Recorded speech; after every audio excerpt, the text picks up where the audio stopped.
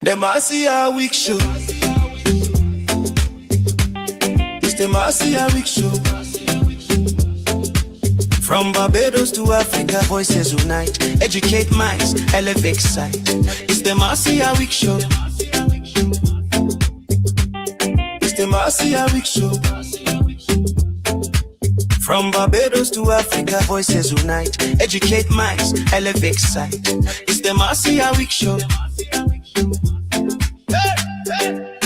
Talk truth, build roots, stories unfold. Motivate change, mobilize is the mode, that's the MR code. Hey! We growing, we know it.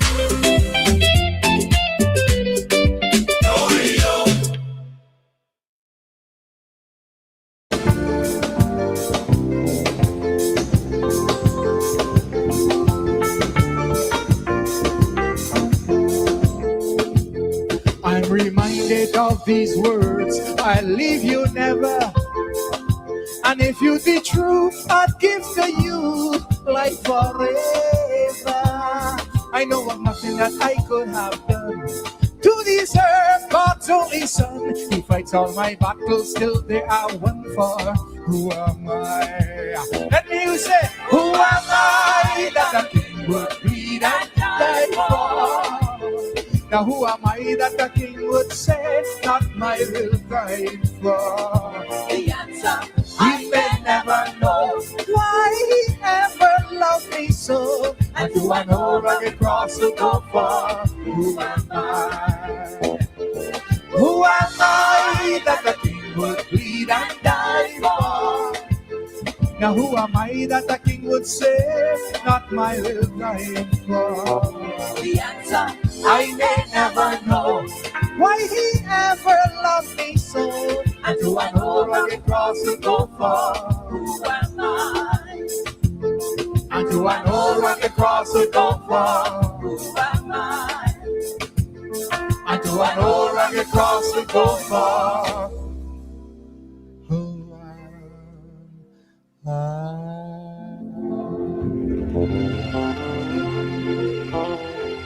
Praise the Lord.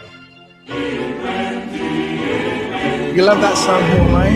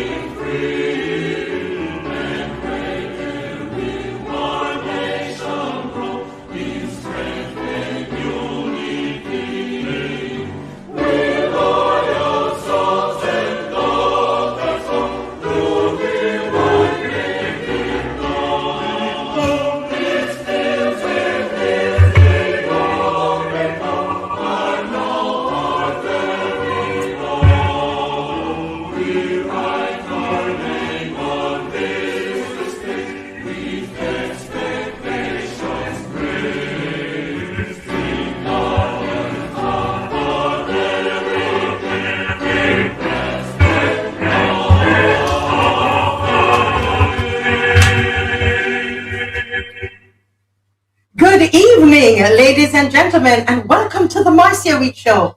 You are watching us live here in, where is this? Barbados, live in Barbados. Strict guardians of our heritage. Oh my goodness, is that you this night? Is that you? Folks, I just want to say a big good night to everybody. It is awesome to be here. Great to be alive and here with you right here on the Marcia Weekes Show. We are coming to you live. And tonight, let me tell you, this show tonight, you don't want to miss it. You're going to realize why they don't like the show.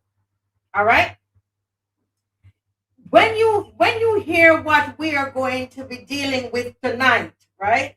I was doing some research on this thing tonight, today, and I learned so much coming out of it. And I'm telling you, I know exactly why, they don't want you to watch the show. They're going to say all kinds of things about us on the show.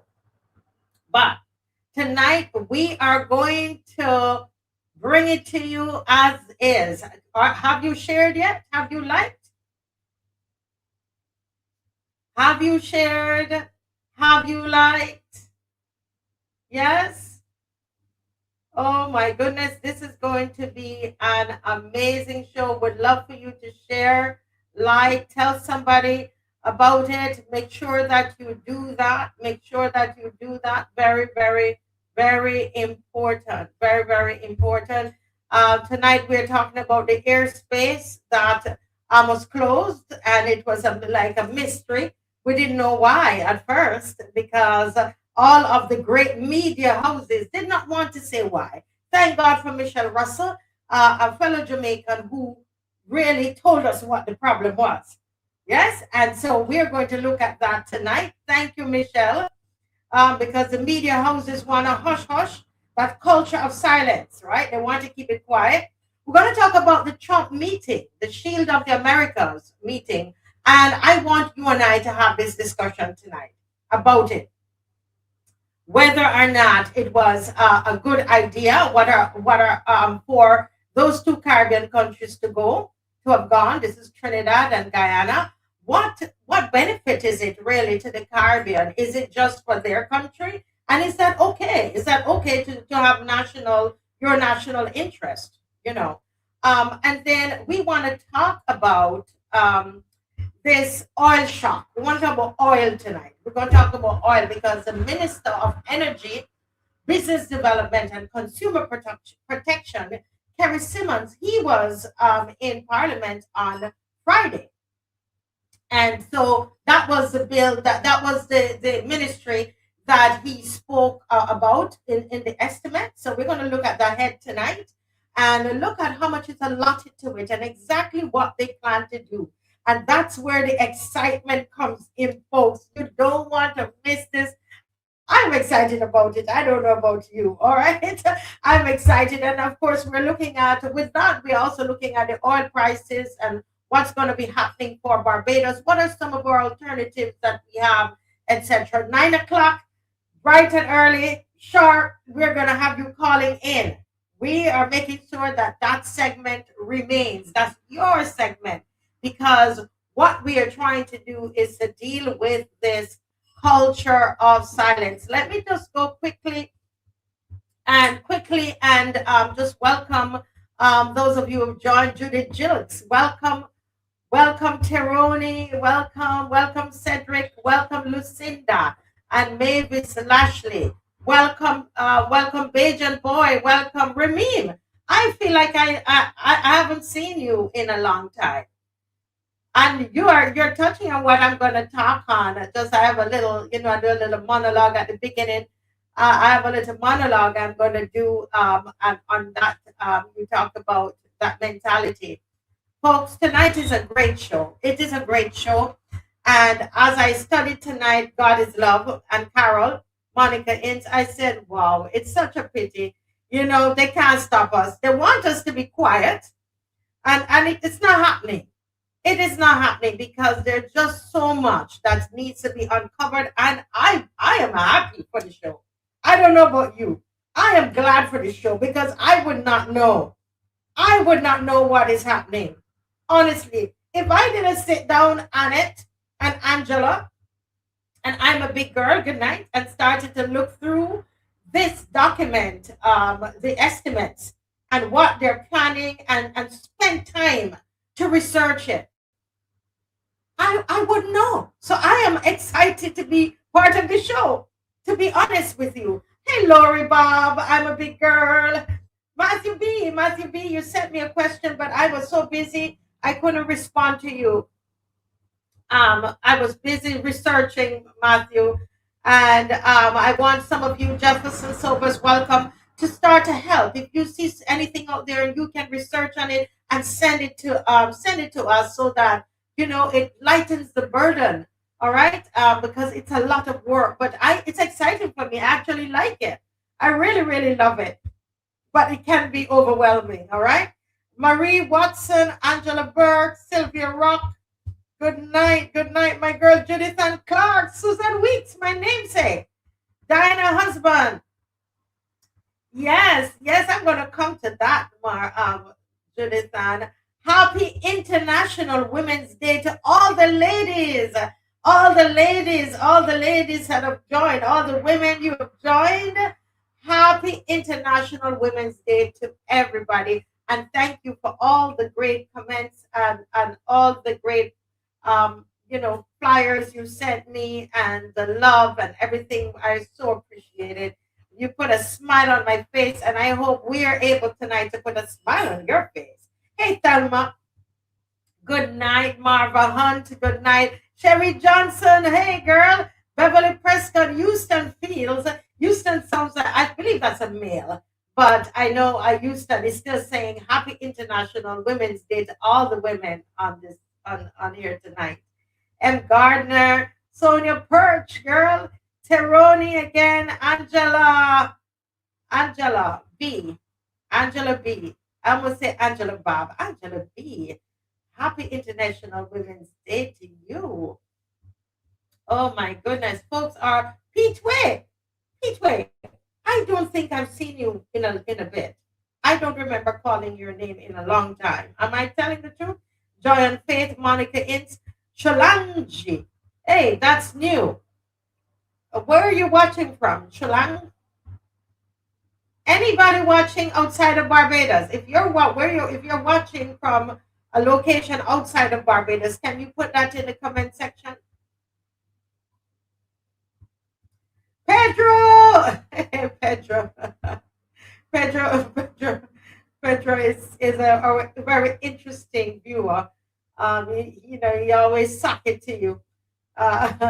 Monochromatic blues.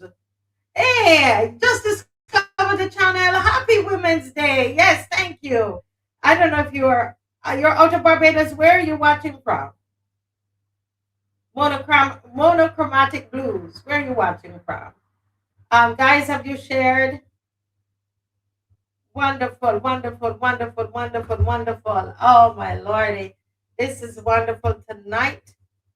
I'm waiting to see where, the Caribbean. You don't want to say where? Somebody watching from New York, somebody saying from the Caribbean. Where in the Caribbean? Somebody's from Reading, UK. New York City. Sir Alfred, from Brooklyn. Oh, nice. Yes. Oh, wow. Okay, good to see you. Colors. It's good to see you there. And somebody who's just joining said, why you spend all of that time, greeting everybody? Because guess what? We're a family, and this show, the content that you see on the show, it really comes about because of a lot of the people you see on here.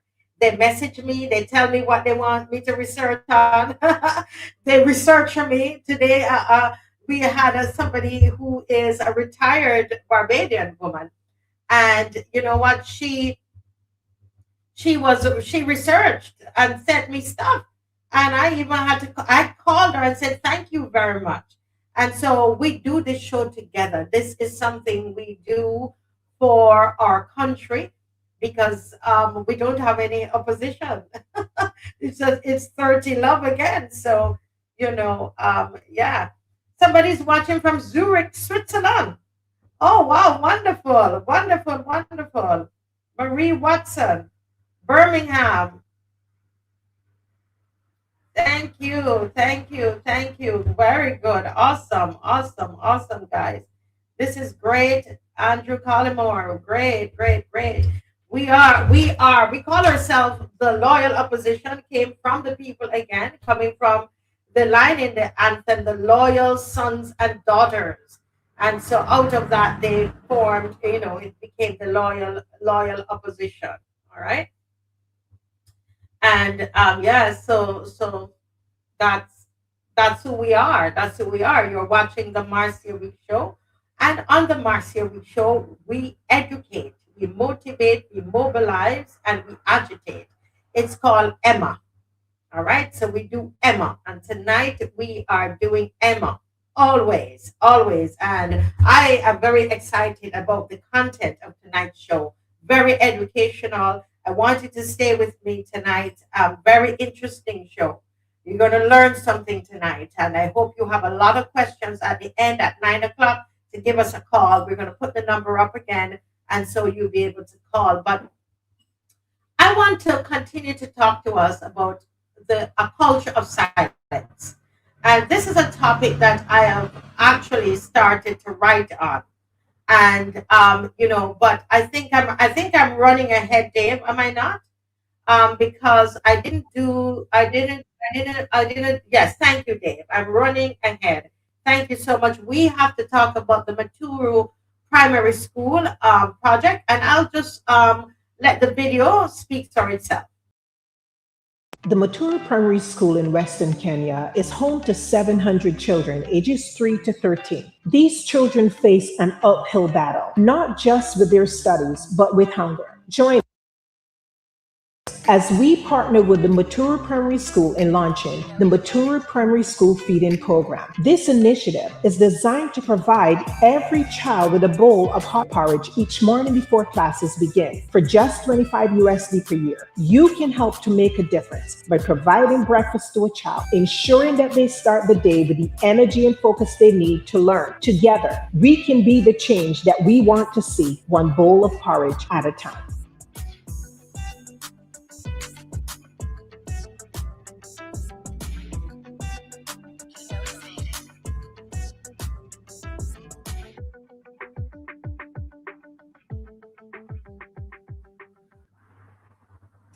Thank you so much, Dave. And that has all the information that you need. We have fresh pictures I saw in our chat today that I'm sure, Dave, throughout the week we're going to bring to you. And so that those of you who didn't get a chance to give to the Maturu project, you will get a chance to do so. I want to also thank those who have given. We are getting ready to send part of that donation to Kenya. So thank you so much. We do have the second part of it that we're going to continue to try to raise. So if you didn't get an opportunity, this is your opportunity. You can also purchase one of my books on Amazon, or you can contact us at the 2367,000 number, 246-2367, 246-236-7000 number. And at that number, we have actual books, the physical books here in Barbados that you can buy. All right. And when you do that, when you purchase a book, whether it is on Amazon or you purchase the book, I don't know if they could show the Amazon link there. If you purchase the book on Amazon or you purchase it from us directly, you get an opportunity that those funds are going to go straight into Maturu, the Maturu project. Okay, so 100% of the sale of this book goes straight to the children in Maturu, and that's just what our give back. All right, and so feel free to go ahead, search on Amazon. I don't know if they was able to get that back up. And you will be able to see the book there on Amazon and be able to purchase the book. Thank you so much. Right, when we lose our fare, they lose their power. all right? And it's a rallying cry of a generation fed up with silence, control, manipulation, okay? That's the book for you. It is When We Lose Our Fear, They Lose Their Power. Right there on Amazon, written by yours truly. And you will be able to, when you purchase the book, all proceeds, all of the sales go to Kenya. All right. Now, I want to talk to you about a local business. Thank you so much, Dave. There's a local business, and it's called Landmark Nurseries. And from time to time, I am going to feature a company, a local company here on the Marcia Weekes Show. Bearing in mind, I want you to know nobody pays me to do this. All right. But whether it is a company that might have supported some charity we've done, or they don't even know I'm doing this tonight. I believe I've spoken to them about them before, but they have the best of plants, very well taken care of. You know, this is a garden of gardens and very affordable prices. The number is there, Landmark Nurseries. Dave, is there anything else on their page we can show? The number is there, beautiful plants. You can go there and purchase your plants there, okay? Outdoor, indoor plants, all available there. They have fruit trees, beautiful flowers. Oh my goodness, you just need to go check them out on Facebook. This is all local people, and we are supporting local businesses, all right? Very important. Go and check out Landmark Nurseries. As I said, this is going to be a surprise for them. They don't know I'm doing this. Oh, these are plants. You guys love plants. Neem tree. I have a neem tree. And all these are just healthy. And it's beautiful, guys. Go and support Landmark Nurseries. If we could just go back to the number. Oh, these plants, you make me want to go and buy a plant now. Oh, wow.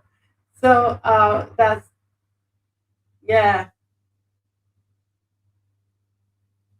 Yes, yes. You know, there's something that I wanted to say to you about the Maturu project that I didn't get a chance to say to you. And I'm just seeing the note from Dave that they did not have any feeding this week. They ran out of money to feed the children this week in Kenya at the Maturu Primary School. They did not have the money to feed the children this week. I'm hoping that what we've sent will get there in time, that at least by next week they can have their breakfast program can get started. What I like about Kenya, you know, is the fact that we had not sent any money since this year, but that program from themselves, they started it, but their money has run out now. You see what I mean? And I love that. It tells me the program is sustainable. It's not depending on us to do it. They are ready to you know, to get it off the ground and to make it happen. And I love that. I really love that. Jay, thank you for letting me know that. And here in Barbados, we do support a lot of humanitarian causes as well. And we have a fund called the Benevolence Fund. And some of you have given into that. I want to say thank you. You know, and Dave spearheaded a very big project this week or last week, and we were able to, you know, we don't want to come on and say everything about people's business, but I just want to thank you for your donation. You're watching, you know who you are and what you did for families across Barbados. Thank you so very much. And many the time when we come to you with an issues, when it's too much, we can't do it in our network, then we come to the show. But you better believe that a lot of giving is happening where you can't see it. All right, you can't see it, but it's happening. Yes. So I want to thank you all for that. Thank you for those who donated, you know, to the show itself, so that the show can continue. We do not do ads on the show, so we are very, very grateful that you are able to donate. We were able to pay for the broadcast system. Thank you all. We were able to do it. Thank you so much. Thank you. We're such a team, and we're getting ready. We have a research system that is set up for me so that it's easier. And I'll come back to you about that and let you know what is required for that. And I know you will help again because we don't do this ourselves, and we come to you when we are not able to do it for ourselves. We come to you when we're not able to find the funds ourselves. Okay, because we do it. We're doing this thing together. Oh boy, that seemed like it was a long set of ads. But let's talk about what I believe my next book is going to be. I'm going to be talking about a culture of silence, and I've been researching that and writing on that, and every night or so, or every other night, I am going to come to you with a little monologue, something to challenge you along those lines, right? And so tonight I'm asking directly, I'm asking you politely, but directly. What has happened to our courage? Not our online courage, because a lot of you are very courageous online. Not our whisper in the corner courage. I mean our public courage. And I see that every day. I see that something is happening in this country. It is not the same country that I came to live in 26 years ago. Not the same country. I watch in disbelief when I ask questions online how I'm treated, how I'm labeled, how I'm branded, how I'm dismissed because I'm asking questions. Because something is happening in this country, Barbados. And guess what? It's subtle. It's not loud. It's not violent. What is happening does not announce itself. But I tell you, it's like COVID. It is spreading. It's silent.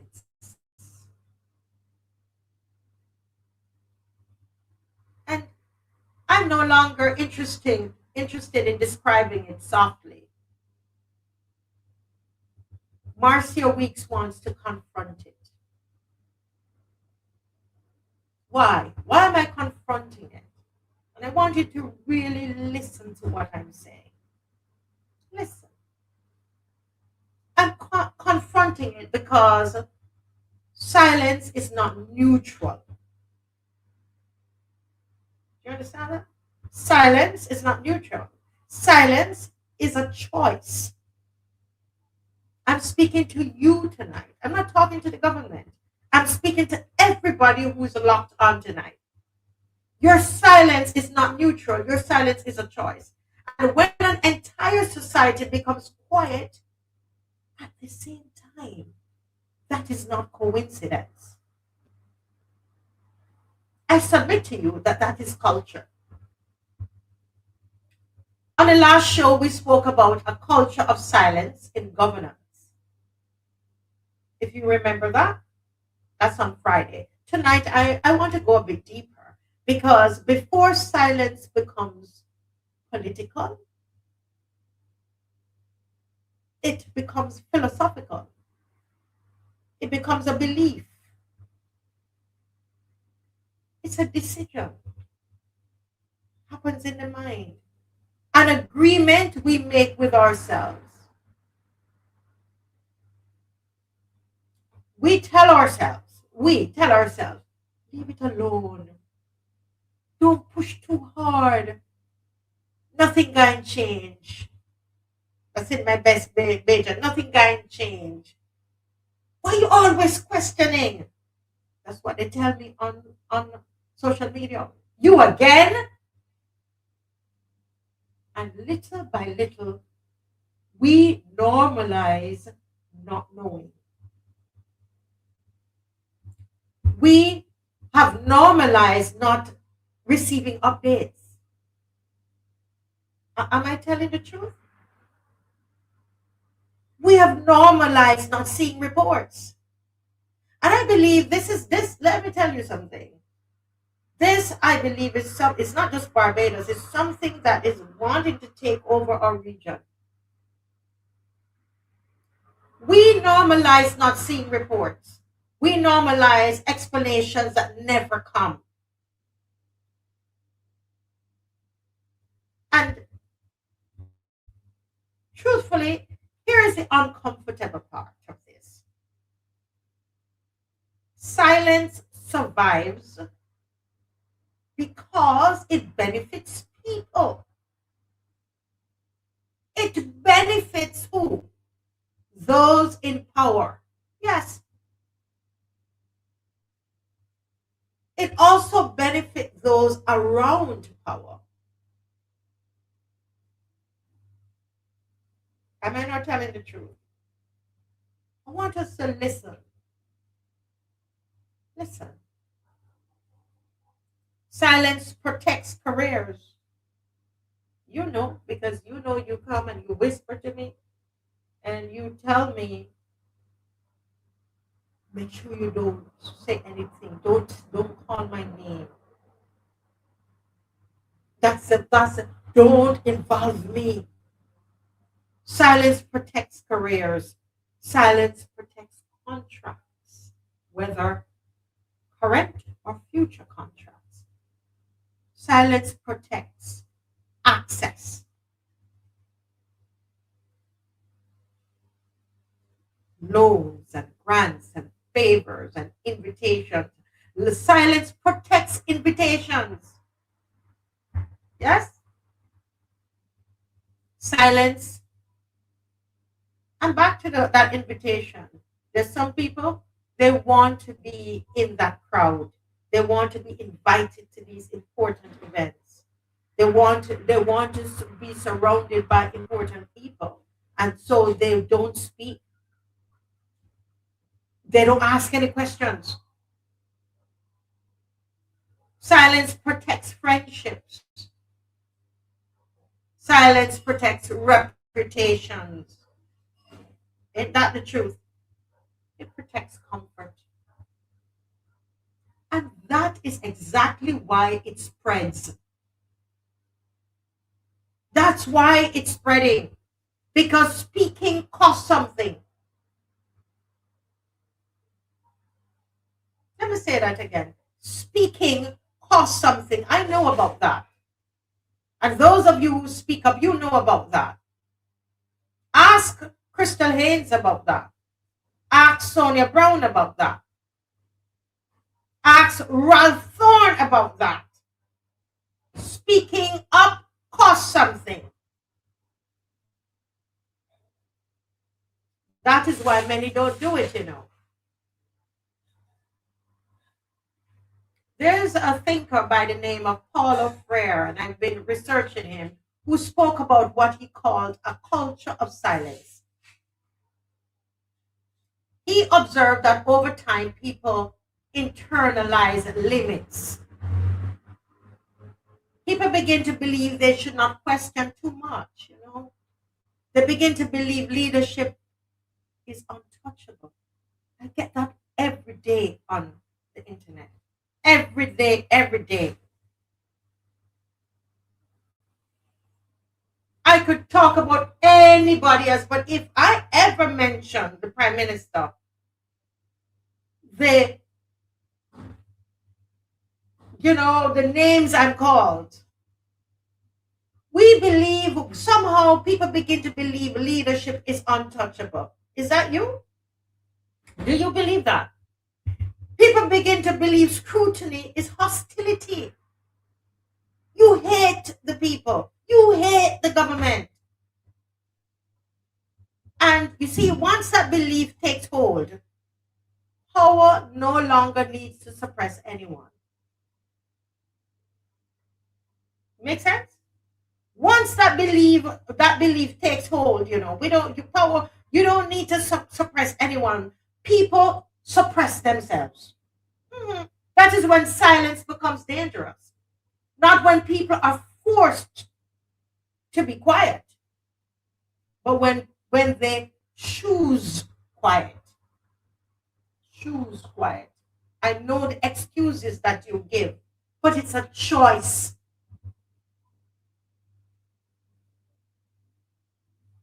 Ask yourself something tonight, everybody. I had to reach that point where I asked myself those questions too. I used to be scared to ask the questions of government. I remember too. And that was a choice I made at the time to protect myself. So ask yourself tonight, when was the last time you publicly demanded accountability without calculating who might be offended? I will let that sit there a little bit.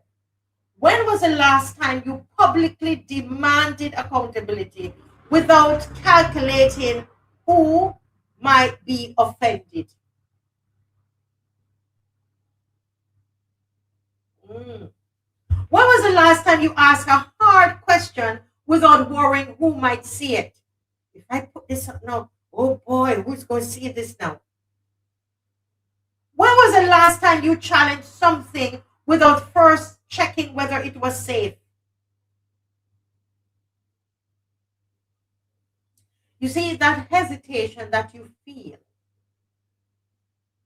Yes? And we all been through it. Let's be honest. That is culture forming. That is that silence of culture forming.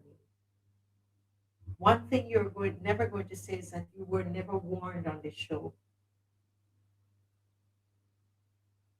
There is that culture that is forming here in Barbados. If you're watching from another country and you recognize that that is happening, it is forming. We tell ourselves it is maturity.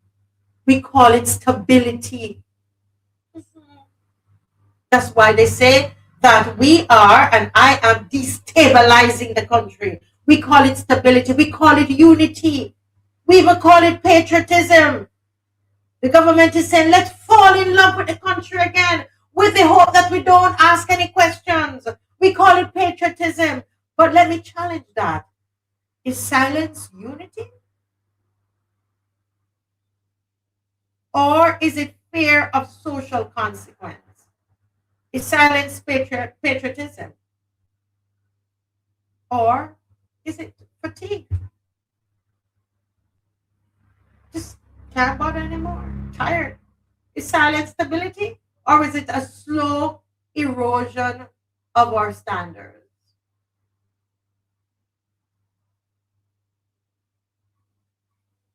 When you think about democracy, right, I want you to remember, and those of you who studied history, any kind of history, that democracy is not maintained by comfort. We know that. History tells us that. It is maintained by pressure. Democracy is not going to be maintained by our comfort in this country. It is going to be maintained by pressure. And pressure, the truth is that pressure makes people uncomfortable. Now, before I finish, I want to press even a little harder. Silence is not only sustained by leaders. And I've been alluding to that. This is where I said to you that this is about you, it's about me. It is sustained by citizens like you and I who prefer access over accountability. Whatever you want access to. It's you and I who prefer. Silence is sustained by citizens that like you and I who prefer access over accountability. It's sustained by professionals who prefer proximity over principle. We have tried so many times to get professionals to come on the show to speak the truth about a particular thing. But they prefer proximity to power over principle. Silence is sustained by influencers who prefer relevance or money over resistance. Influencers. They don't want to be cursed like me on Facebook and on social media. So they go for relevance over resistance. Silence is sustained by voters who prefer peace over persistence. Don't bother to go to the polls to vote.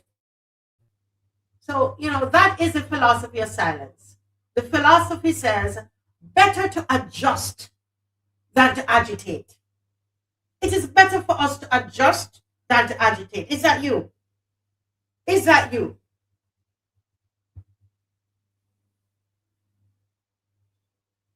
But again, history does not reward the adjusted. Just think about Rosa Parks. Think about all the great people, Marcus Garvey, that you can think of. History remembers the courageous. So who are you tonight? The adjusted or the courageous? And here's the danger. When silence becomes culture, questioning becomes abnormal. That's why they're making a big issue of me asking questions on social media. And once questioning becomes abnormal, transparency for those in power then becomes optional. They don't have to do it, right? And that's when power thickens. Once that transparency becomes optional, the power thickens. And how much thicker can we have power in Barbados with a one-party parliament? Unchecked. Power becomes unchallenged, unexamined. And by the time people realize it, Barbados, the standard has already shifted. No law needs to change. No constitution needs to collapse. No dramatic event needs to occur.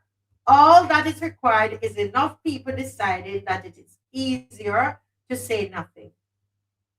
That is how culture softens. Quietly, gradually, respectfully, until one day the country still looks the same, The speeches still sound the same.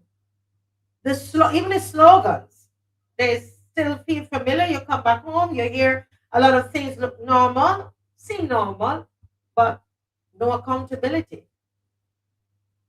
So I'm not attacking anyone. I am confronting us, you and I. Because you see that silence is contagious. And if we don't question it, interrogate it, we will inherit it. Or children, they'll come and they will inherit it. If we don't resist it, we will normalize it. If we don't question it, we will become it. And I refuse to become it. I refuse to accept that in Barbados, asking for update is seen as aggression, as violence. I refuse to accept that scrutiny is disrespect. If that's you, put a thumbs up in the comment section. I refuse to accept that in Barbados, asking for updates is aggression or violence. I refuse to accept that scrutiny is disrespect. I refuse to accept that persistence is negativity. They say we are being negative by asking questions and being persistent. I refuse to accept that accountability is hostility. Because if that makes people uncomfortable, good. Democracy was never meant to be comfortable. It was meant to be honest. we are not shouting, we are not rioting, we're not insulting. We're doing something far more dangerous. We're thinking, we're questioning, we are pulling things apart, we're examining, like we're going to examine the estimates tonight. We're going to examine all these ideas they have about oil, what they're going to do with the old abandoned oil refinery. We're going to go in it and we're going to examine it. And if silence has become culture, then courage must become counter culture. If silence has become culture, let's come together tonight. Let's band together and declare that courage. We are going to be people of courage. And we're going to make courage the counter culture. Let's begin, Barbados and everybody else who's watching.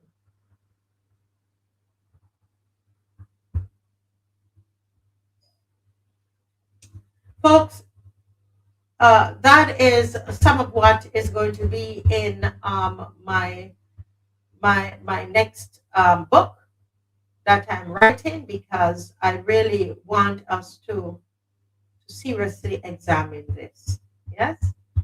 All righty. Wonderful, wonderful, wonderful. Now, just so that you know what's coming up tonight, we're going to talk about the Trump meeting, who benefits. We're going to talk about the airspace that was closed. We're going to talk about that. And we're going to talk about the estimates and talk about oil. Oil is going to be a big thing on our discussion tonight. You don't want to miss it. If you've just joined, the question is, have you shared? Yeah? Patrick says,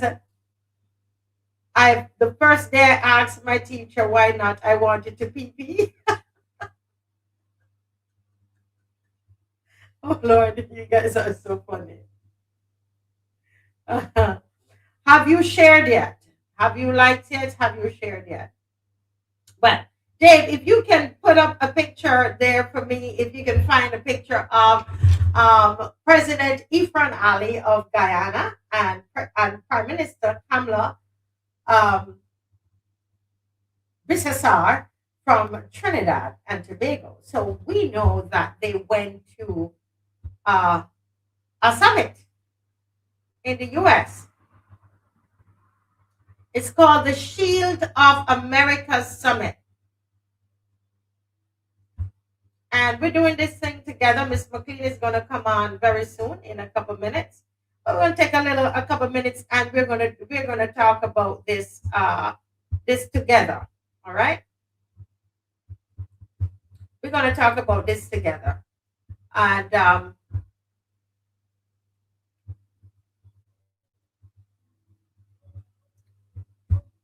the Shield of the Americas Summit. Anybody watched it online? Dave, I just sent you something as well. But if you can find anything online to put up on the screen, who anybody watch any portion of it? It's important that we know what it is all about. Somebody said she was very. Oh, so you watch it then, Pedro? She was happy to get a ballpoint pen.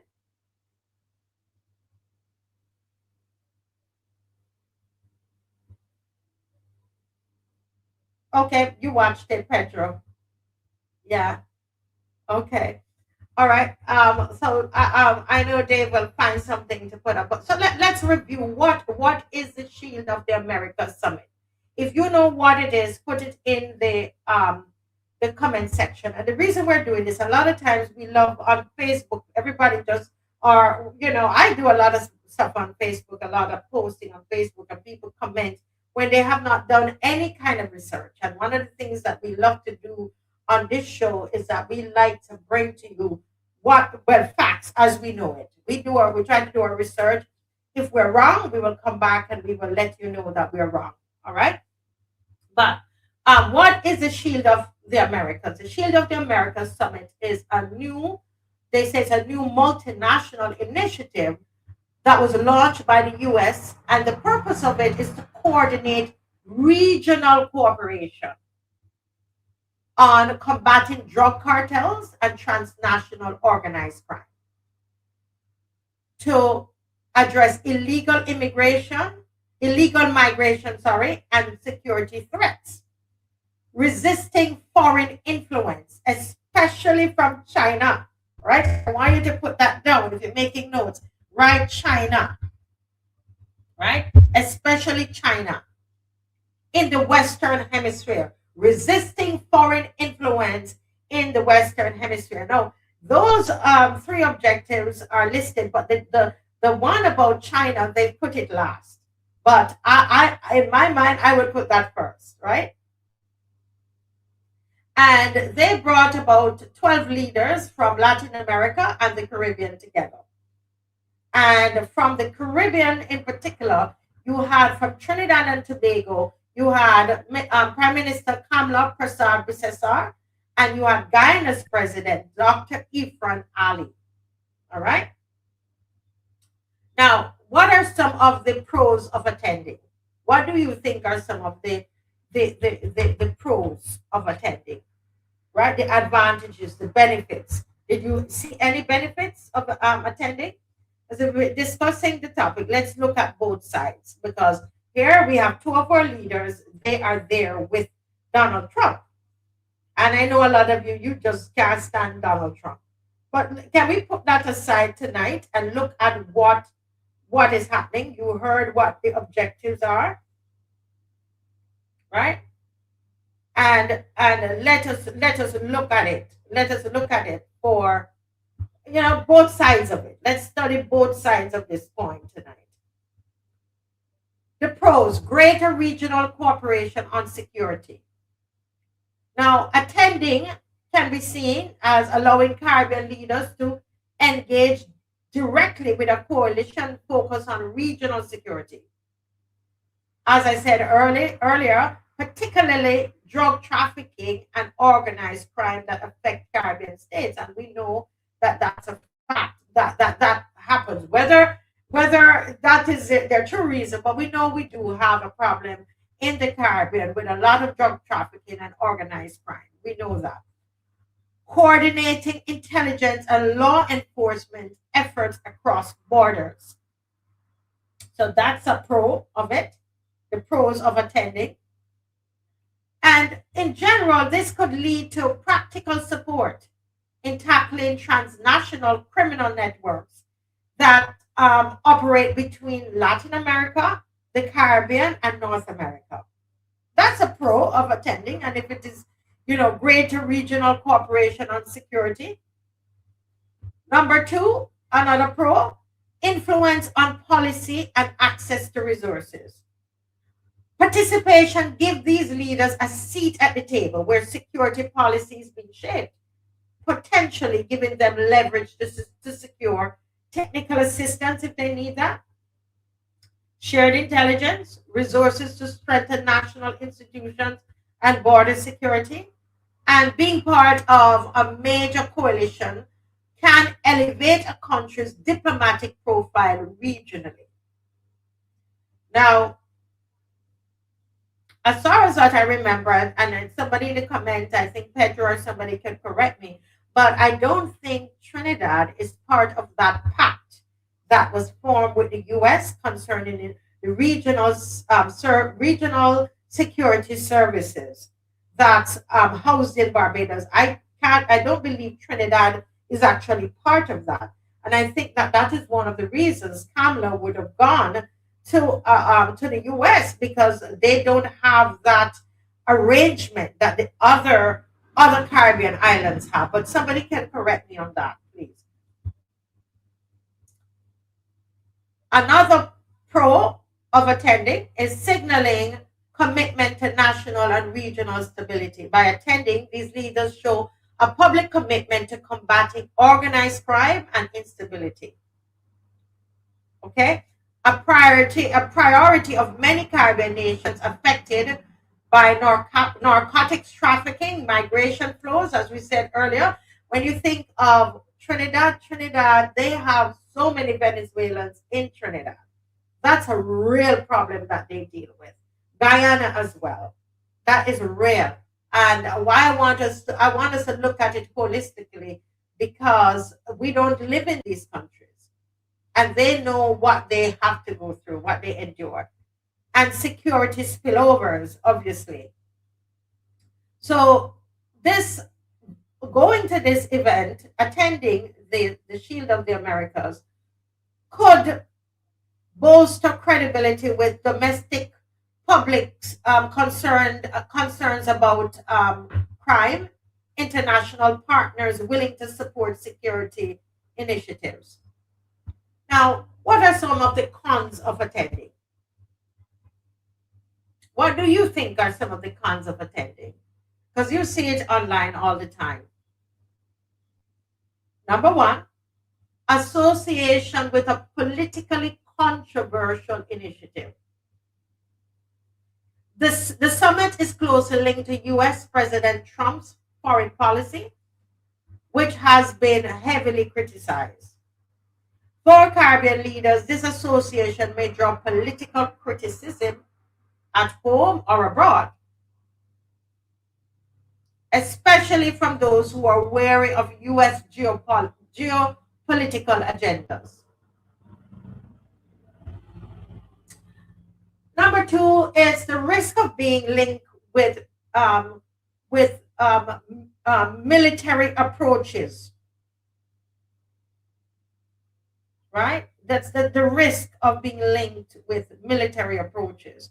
One of this summit's key emphasis has been on military responses to crime, including using hard power against cartels, right? For leaders focused on domestic concerns like civil liberties or social justice, this can be a sensitive area, and we've seen that discussion happening in the Caribbean, in Trinidad, and of late in St. Vincent. Number three, geopolitical signals that may not reflect regional unity.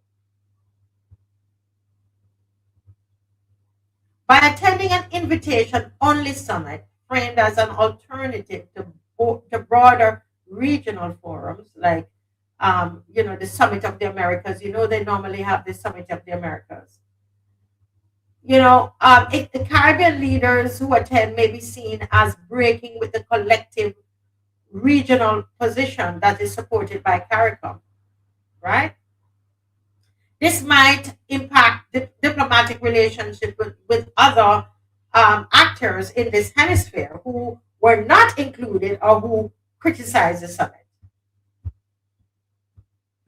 And I wanted to do that for us so that we can get an idea of what these two countries might be thinking, and to also understand what it is that those who are not,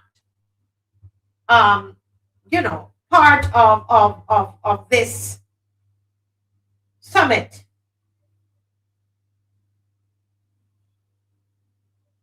might be thinking, right?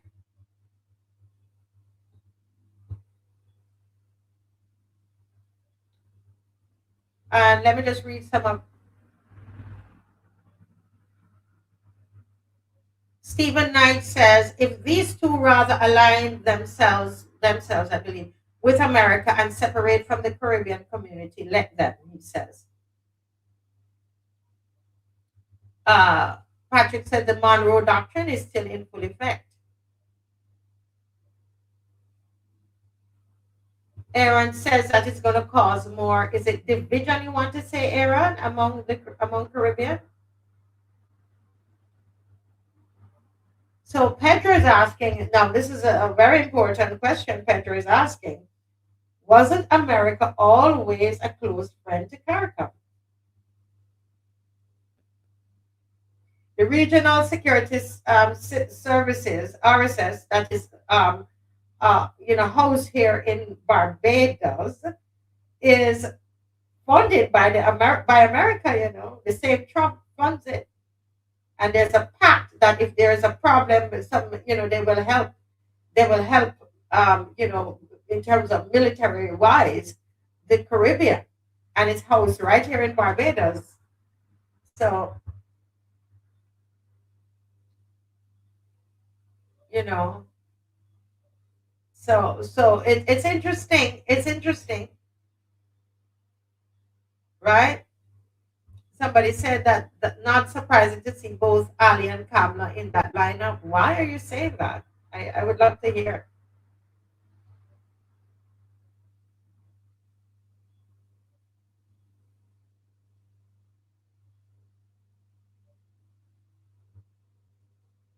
Yeah. Yes, you meant division. Yeah. So some people believe it's going to create more division. So we will wait and see, because those two countries, they have a real challenge. They're saying, this is what they're saying. Especially with migrants coming in from Venezuela, they have some real challenges with organized crime. This is what they're saying, and remember that they are the most vulnerable when it comes down to their borders and Venezuela. So that as well, but the question is, how will it affect the relationship in CARICOM when the others were not invited? So, we have to look at all sides, right? So I'm only going to read your comments that relate to the Caribbean and what we're discussing. I'm not interested in America politics, really.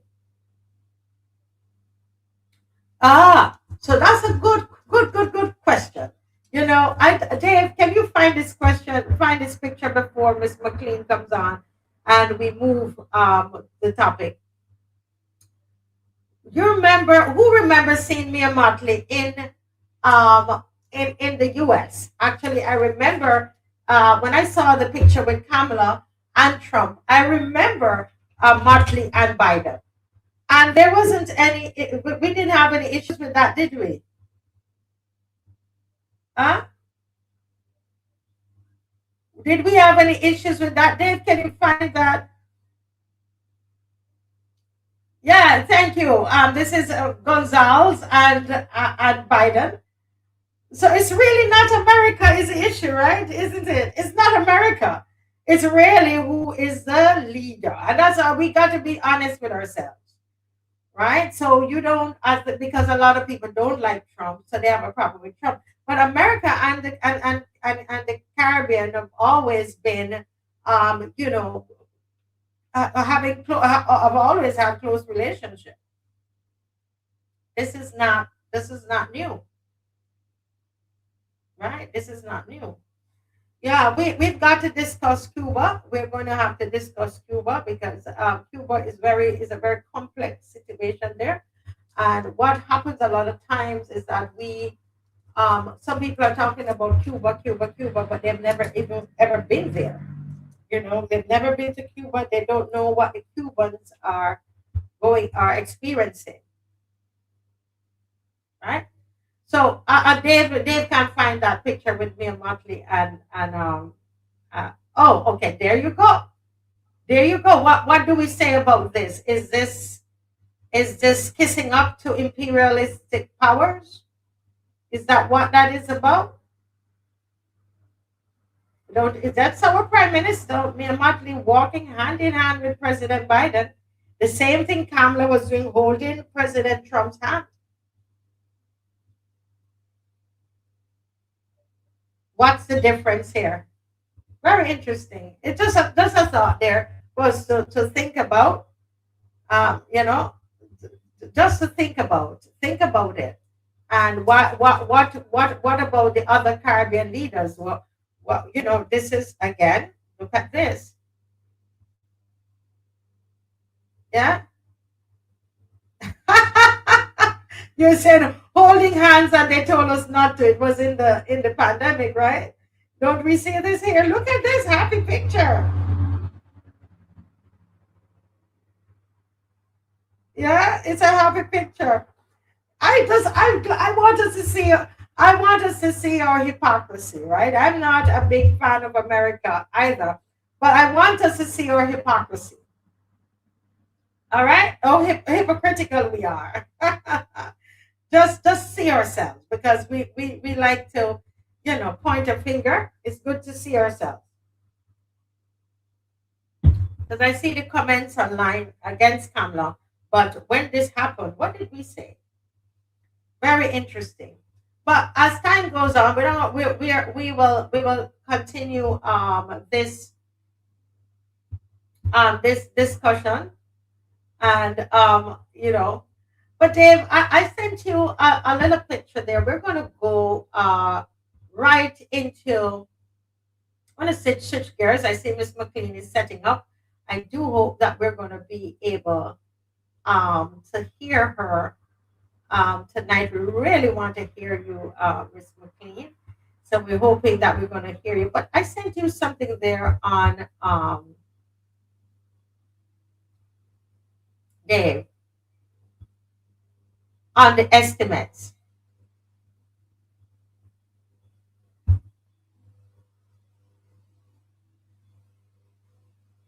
We're looking tonight at the Ministry of Energy, Business Development, and Consumer Affairs. All right, the Ministry of Energy, Business Development, and Consumer Affairs. And then after that, we're going to look at the situation at the airport controllers there. We're going to look at that later on tonight. Yes. So, Miss McLean, I'm waiting on her to let me know if she is ready. In the meantime, guys, have you shared? Have you liked? Have you shared? As soon as Dave is able to put that up on the screen, I would really appreciate it. Who knows who is the Minister of Energy, Business Development, and Consumer Affairs? Who is this minister? Who knows who this minister is?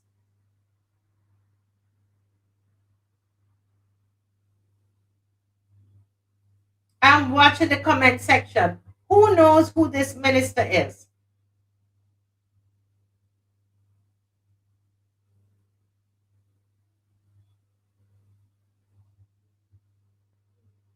Nobody knows? Okay. Pedro, you know everything? Carrie who? Carrie Simmons. Thank you, Dawn by Nature. Thank you. Yes. Yes. Everton Hunt said it too. Hi, Everton.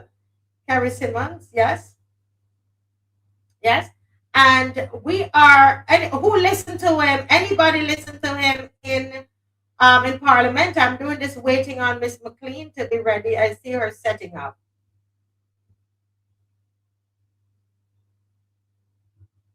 Okay, I think she's ready. Good night, Miss McLean. Hi, good evening. How are you? Yay! I'm on my tablet, so I didn't turn on my computer, but so you can see me on my tablet. Probably not looking as nice, but that's all right. No, we need to pay you a visit and try to figure out what's going on up there. Gremlins from somewhere. Yes. I know. You're too much for them. You can't. They can't handle you. Well, they gotta do it. Sorry. Yes, ma'am. Happy International Women's Day to you. Same to you. Thank you. Yes, I had a spiritual day. Oh, I know you. That's our off the air joke, but we leave that. Yes. It's good to see you, ma'am. It's really good to see you. Thanks for Same here. Keep up the good work. Yes. Hello, Ronnie. How are you? Yes, we're barreling down into these estimates. It's not easy work, but it's important work. And so it's revealing work. Revealing. Enough will be revealed, right? Yes. Yeah? Now, we're talking tonight, Miss McLean, on head 41. So in the, just for those of you who have never seen the estimates, each estimate, they have different heads. Okay? So, This big fat book here, Marcia. right, so that's a big fat book. Let me put you so that everybody can see it. Show them because we show them we're all about oops, it's the wrong. We're all about educating people. So that's a big book there and lots of pages. I think it's 700 and something pages, right? I think it's 800 and something. Let me see. Oh, that's appendices. But it's I mean outside of the appendices it's quite a number. But that's it. If I remember when I pulled it up on my computer, it said 800 and something pages. Yeah, and then of course there's a smaller one that looks like this, which is the schedule of personal emoluments. This is the one from last year, but there are two of these that are produced each year. So when you hear about statutory and non-statutory payments or whatever, one relates, the statutory relates to salaries, personal emoluments, as they call it, and things of that nature. But you know, Ms. McLean, let me just give them before you begin just a little overview, and then you know, as we do the other night, I'll break and you make a comment, right? So as we said tonight, guys, we're looking at the Ministry of Energy, Business Development and Consumer Affairs. You need to get your notebook. You need to get a pen because we have a number that we are going to give you now, which you're seeing on your screen as well. If you look at your screen, you will see the allocation is over $88 million, okay? $88 million. Now, somebody might look at that, Ms. McLean, and they say that that is a big number. But when you think about all the other ministries that we've had education, which was, I think, almost 500,000, 500 million, sorry. 490 something. Okay, so this is not really a big number because when you think of what the ministry, what is under that ministry, right? $88 million is not really a lot. So I'm gonna breeze through them and then turn it over to Ms. McLean. Energy transition, okay, is underneath this ministry. Oil exposure, offshore petroleum, renewable planning, smart energy fund, fair trading commission, consumer protection, business development, electronic single window, $88 million, right? Over to you, Ms. McLean. But yeah, it is a lot or a little bit depending on how you look at it, because the first thing you have to establish is, even though you have all of these things, energy and natural resources, what role exactly is the ministry playing? It says micro enterprise development, if I might jump, because it's a mix of three broad areas there.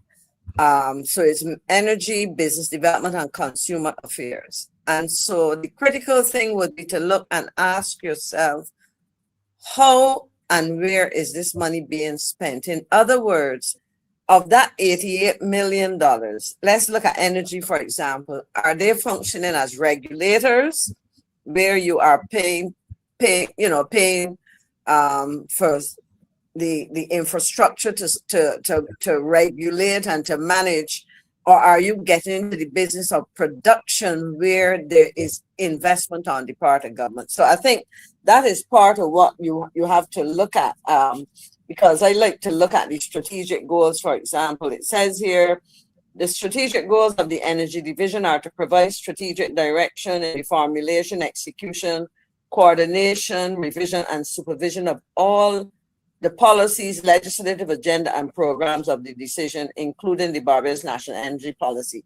So this is one of the things that you are perhaps expected to design policies to regulate the industry. It says to collect and compile energy related data. So that's another area. So when you think about it, what exactly are you allocating those funds? if I could, it talks about to promote and facilitate the exploration, development, and production of the island's onshore non-renewable natural resources. Now, if I could look at that, it said not renewable energy, it said non-renewable. And you might remember that Barbados, for a number of years, produced oil in small quantities. And I made it my business to go and do some research. And if Barbados produces 400 barrels of oil a day, they're producing a lot. So it sounds good, but really and truly, that is a very minor part of what happens. They support, we've talked about renewable energy. So when you look at the broad areas, you ask yourself, the cooperative development. As somebody who's been involved in the co-op movement for a long time, the biggest part of the co-op movement would be the credit union sector, which is regulated. They still have some connection with the co-op department, but it is regulated by the FSA, the Financial Services Authority, that's what it is, and the central bank, essentially. So you really have to delve into it. Now, I note, for example, that they pulled out, when we move away from energy, they pulled out two things here: micro enterprise development, trust loans program, private sector enhancement. And so what you would notice is that in terms of micro enterprise development, I went and I had a look at what they're doing there. And you would notice that they are really actually working with what the agency that is, the short name is Fund Access, which is for want of a better word, a standalone entity. It's probably a statutory corporation, or I would have to check to see the full legal framework with it, under what regulations it's set up. But that should be an agency that, for the most part, should be self-financing once it's provided with seed capital, etc., because it's lending money and people should be repaying and so on. The co-op department, as I said, is regulatory. The trust loans program is a program that they were lending small sums of money. Again, that should have its own structure. So they should, if again, just like Fund Access, if entrepreneurs or micro businesses are repaying, then that should generate, because you're repaying with interest, and that should generate revenue to keep those things going. So it's when you delve into that you really ask yourself, how is this money being spent? And so that, I think, kind of answers. I mean, we traditionally have spent a lot of money on education. The question is, as the numbers get bigger, are we really doing so as efficiently as possible? But that shows you why this is different. The other point I want to make quickly before you comment is the fact that we have broken up in the same way that last couple of years or last 2 years or whatever, when they broke up the Ministry of Education, the agency or the ministry, that handled commerce and manufacturing, etc., was for the most part a single ministry. We have broken this up now into a ministry called the Ministry of Innovation, something and something. I think that's head 32. But so in essence, what you have to look and see is how much money is allocated over there when you start to look at the functional areas under this ministry and that one, because there seems to be, as I call it, a slice and dice kind of arrangement, where when you start to look at the work of the ministries, you get a little concerned that they're dropping pieces here and pieces over there. And the question is, do they come together efficiently to deliver to the public or to their, those that they serve in as efficient and effective way as possible? Yes. One of the areas here of what the ministry covers, we'll see, is the trust loans program. And I did a little diving into that. Mm-hmm. And some of people would have remembered that this was when they were offering these small loans to businesses, sometimes as low as $5,000. And based on what the minister said in the well on Friday, this is Minister Kerry Simmons. He is reporting that they dispersed over $28 million in micro loans. 228.2 million. This is what the article says. 28.2 million. No, 28.2 million. 228. No, I'm looking at a Nation newspaper article, and it says here, unless they provided wrong, it says statistics provided by General Manager Gerald Amos show that the initiative has disbursed 5,761 loans totaling 228.2 million, helping to sustain or create just under 7,000 jobs since its establishment. Well, where I got my information from, I will check it before the night is up, was from, I got it from Barbados Today. That might be 1 year, but I'm just reading this because when I read this number, it sounded like a lot of money and a lot of jobs because immediately, but you finish the point because you started. Yeah, let me finish and then we will just double check that because it might be a point to put somewhere, either on mine or because I got this from the newspaper as well. But the point though is that they issued 5,700 plus loans.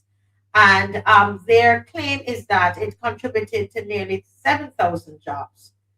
And the question there's a lot of questions that we need to ask, because if of the nearly 7,000 jobs that were created, how many of those jobs are still active? Because I know of people, quite a number of people. I was talking to one person today that they would have gotten probably a 5,000 from them, etc. And they started their business, but it's nothing really happened after they started, right?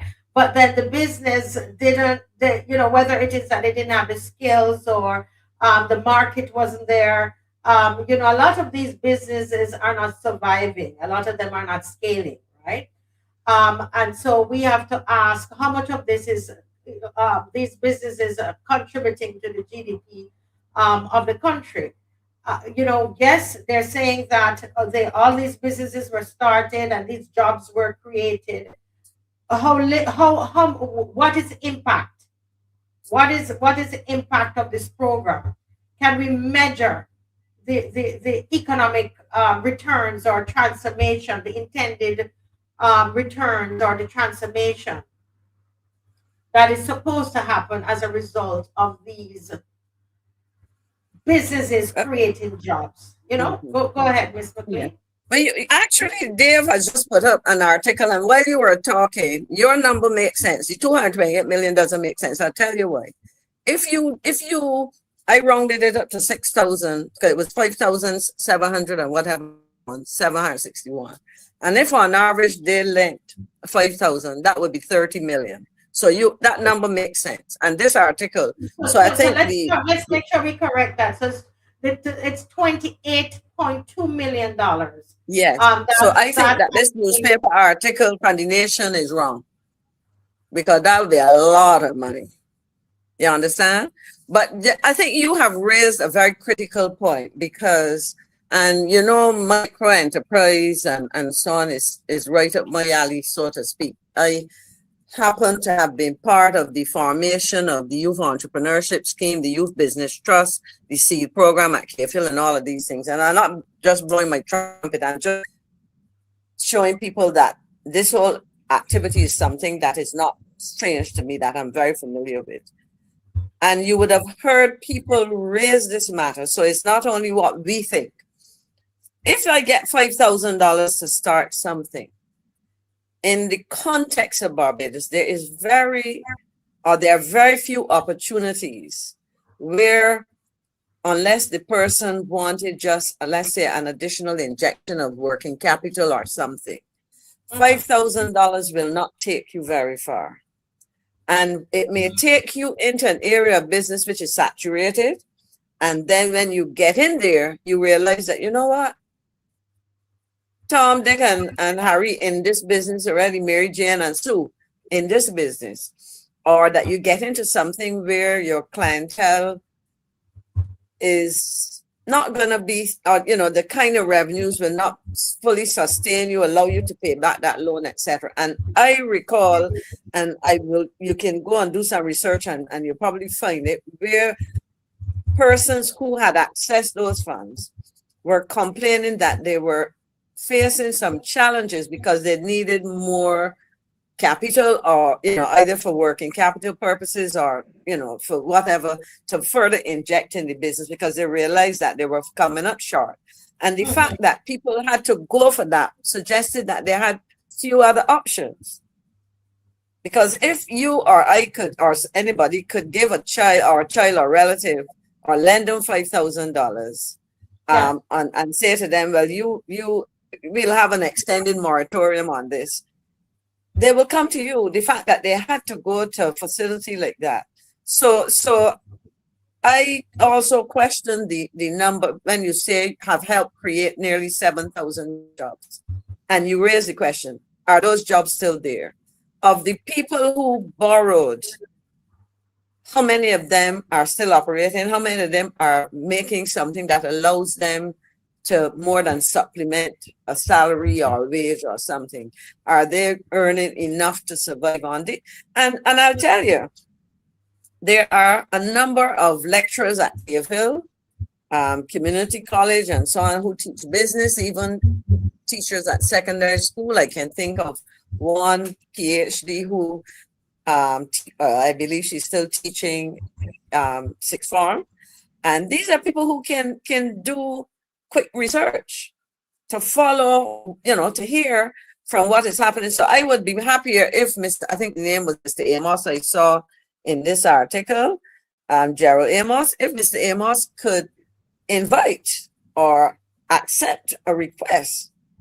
They wouldn't accept me, Marcia, so I wouldn't ask.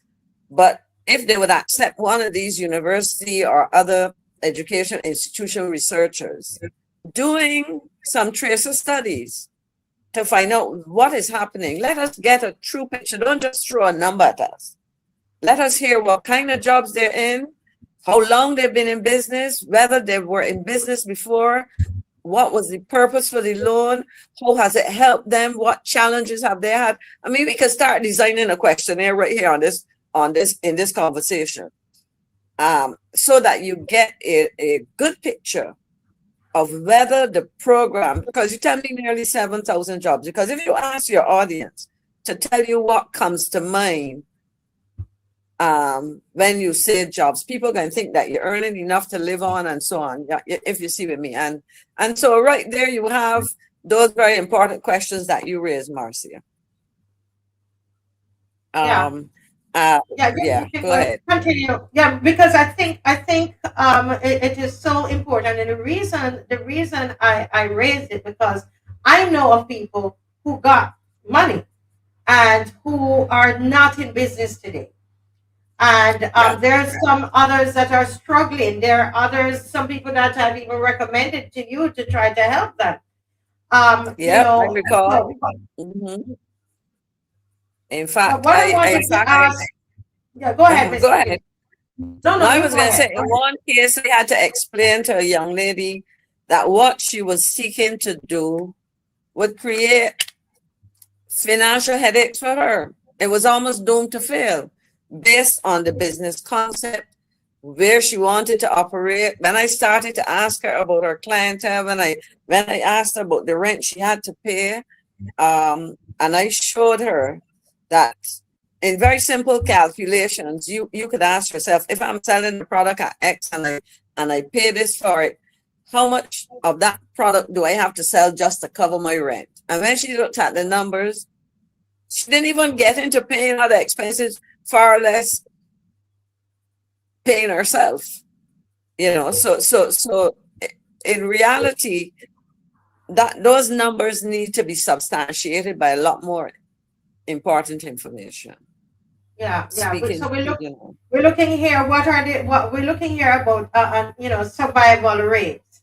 What's the survival rate? And that's the problem. We don't have any public reporting, Ms. McLean. This money is given. Citizens are they have access, to this 28.2 million. They are, the people get the money. But what's the survival rates of these business? Do we have any profitability, any data? Where can we go to find this? All of this that is happening. And one of the questions, I know that some at the Small Business Association, is that what they call it? There is some training that happens for some people. They tell me, well, ma'am, I went to training, and they, I got some training in marketing, etc. What I think is missing is a follow up, right? Is a follow up of a lot of these companies. And if we're going to be distributing or loaning, this $28.2 million, I think that it is important as in terms of, it's an important part of governance that we do follow up, that we get updates, that we get reports, and very important, because it's a good idea, Miss McLean. I think it's a good idea what is happening, and it's usually the problem with this government is the execution, right? So if there are 7,000 jobs reported, well, great. How many remain active today? What is the average wage range for these jobs, right? What is the job retention rate? All of these things that need to happen. They should be able, Miss McLean, to be able to tell us, right? What is all of these businesses? How much have they contributed to the GDP? Can we measure it? Yep. No, you're correct. In fact, even when they say 7,000 jobs, is it a situation where 4,000 people borrowed money, but some of them were able to create 2 or 3 jobs for some, to employ somebody?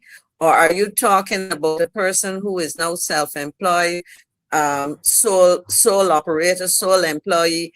These are the kind. What are the kinds of jobs? Are these what I would call in my classroom days, what I would call a lifestyle business versus a business which has, and I'll explain if you want to, for those who might be wondering what I mean. Is it a business that has potential to grow quickly? A lifestyle business is really, I am into gardening, I like flowers and so on. I have a job, but because I have flowers, I can, on occasions like today, birthdays, funerals, do arrangements, not as a full-time basis, but when I am able, and I make a couple $100 a month or a week, and not even a couple $100 a week, because some people only earn a couple $100 a week, so that might be a wage. So the full amount of money the person might have been earning doing something else. So really and truly, I will summarize it, Marcia, by saying that to put those numbers out there mean very little by themselves.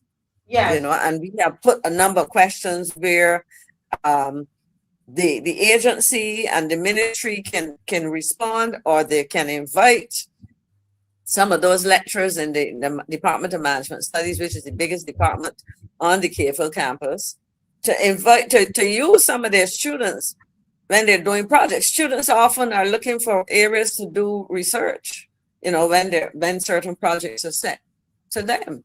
So they can get help in providing empirical evidence fairly easily if they want to. Yes. Now, the question I would like to ask, is anybody watching the show, have you benefited from any of these loans or this disbursement over the 7-year period? Anybody is benefited from it and have a business, and is the business still going?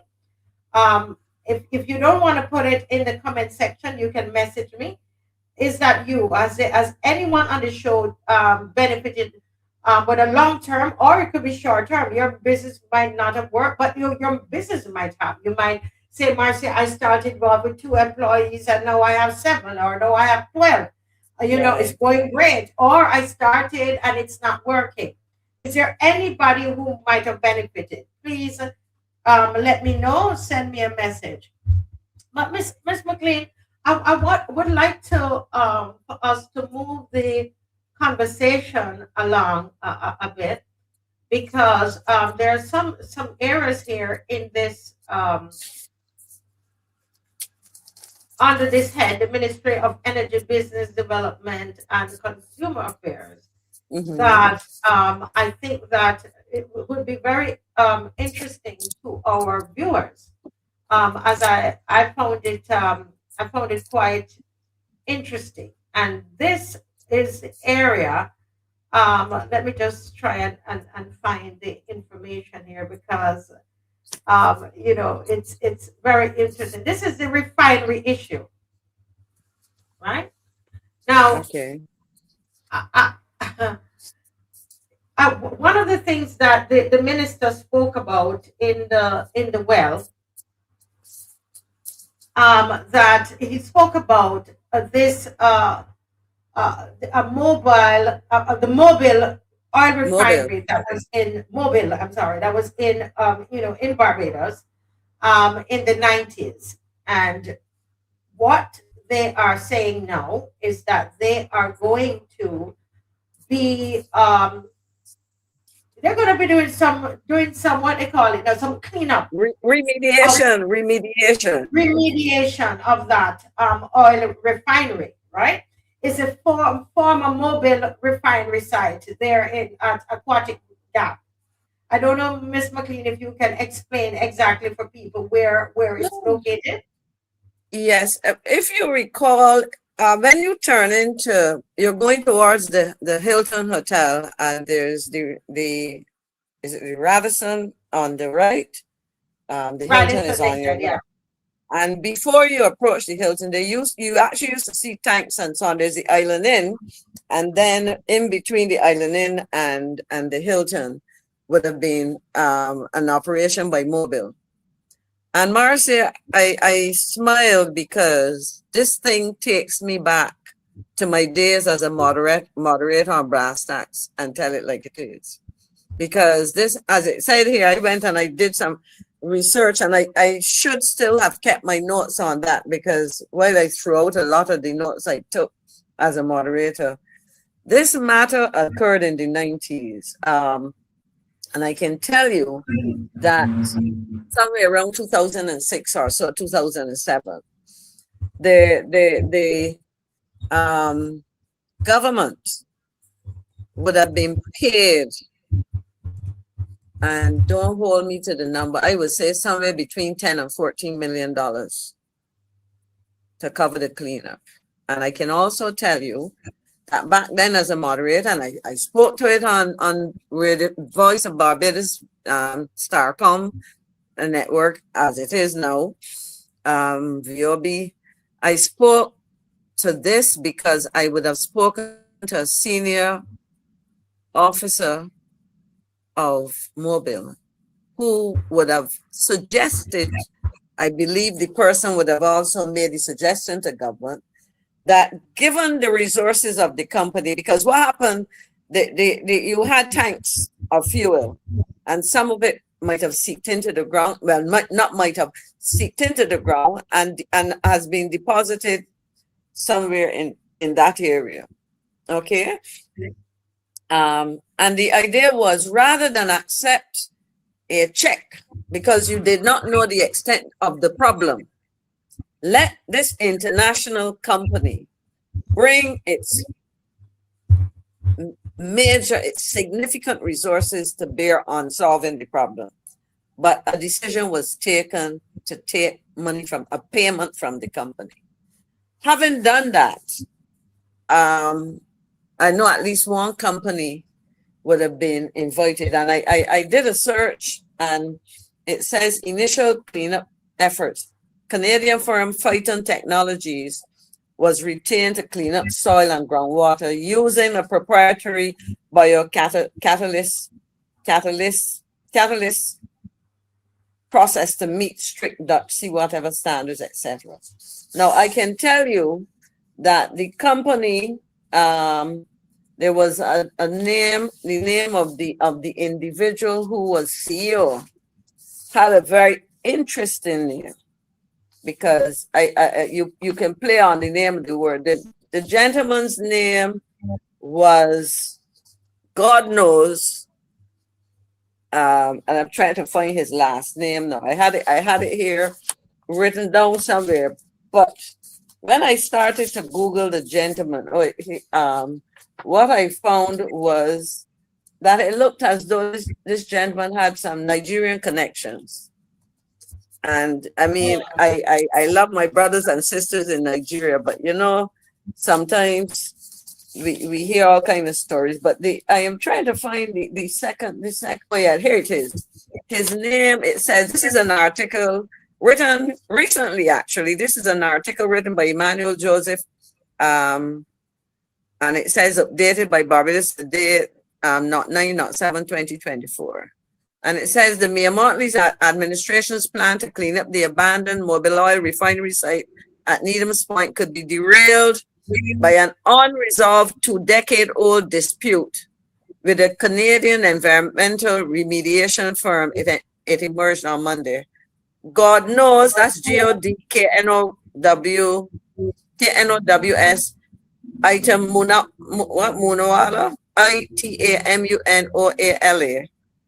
Chairman and Chief Executive of Phyton Technologies Corporation warned that his company's unsettled arbitration case against the government could pose legal problems for the proposed cleanup operation. And I know that efforts were made at some point post 2007 to address it, but those legal matters were part of the problem. Now, I can also tell you that a year or 2, 3, maybe I would have to check, before the DLP administration left office, I introduced a Barbadian, and I don't think he will have any problems with me calling his name. His name is Dr. Arden Warner. A brilliant physicist who had developed and patented a technology, and it has now become technologies because there's more than one product to clean up oil spills. I can tell you he would have spoken to the permanent secretary and so on at the time, and subsequent to my leaving office, he had put together a team. And subsequent to that, because he came and he looked at it, and one of the concerns that he expressed to me, that given the soil structures, this is my layperson's language now, you know, Barbados, and given the location, his fear that a major weather event like a hurricane could do some damage and cause the release of that oil. Remember, we're talking about the beach by the Hilton. So, Marcia, the fact that this has now been resurrected again, I await more details because, you know, I want Dave to put up something. I don't know if I hope I sent it to him. There's a remember the name of the company is Phyton, and you know, and when I looked up the name, God knows, and the surname, I don't like to get people's name wrong. But it led me to a website which is titled Phyton Environment Recovery Inc. And there the company is saying that you're in good company. And I noted this. It says here, in other words, they are sharing information on work that they had done. And it says here, Hilton Hotel Site Remediation, Government of Barbados. The Phyton process was used to remediate contamination on the proposed site of the Hilton Hotel in Barbados. The process reduced contamination to levels considerably lower than government standard over a 2.5-week period, allowing for the construction of the current Hilton Hotel. Now, the current Hilton Hotel was built on the site of the old Hilton Hotel built opened in 1966. Somebody who would have been involved in the construction, demolition, and construction of the new hotel would have to tell me whether there was, and there were oil, the oil has seeped under there. But what I'm saying with this, Marcia, is that the how should I put it? The story becomes curious and more curious and more curious, because we are reading in 2024, 2025, and so on, that the government may face challenges because there's an arbitration issue outstanding of more than 2 decades. But then the same company or company affiliated to the company based on the name of the individuals, the CEO of this company, they are claiming that they did successful work in Barbados. Question: what exactly is the truth? Who is this company? Who is this CEO? What is his claim to fame? And can somebody, and this is my question now to the people who would have been involved in the demolition and construction of the existing Hilton, because you can actually go online, Marcia, and see the demolition taking place because of the technology they use to do that. Mm-hmm. Tell us what this story really is. If this is somebody advertising about Barbados and we don't know, is it fact or fiction? Let me put it very simply, because it now complicates the whole thing for me, But so again, to sum it up from my perspective, this is a case of deja vu. Here we go again. Here we go again. Here we go again in relation to this and other. Yeah, go ahead, Marcia. Let me just because there's a lot of, well, I'm sure there are lots of people who are listening and don't know much about this, and so I wanted to in a little bit of time that we have, just trying to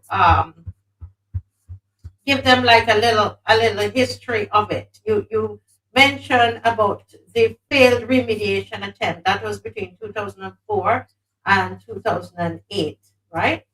And what I have here is that the government attempted remediation by hiring Phaeton Technologies, and they're saying here that it's a Canadian firm.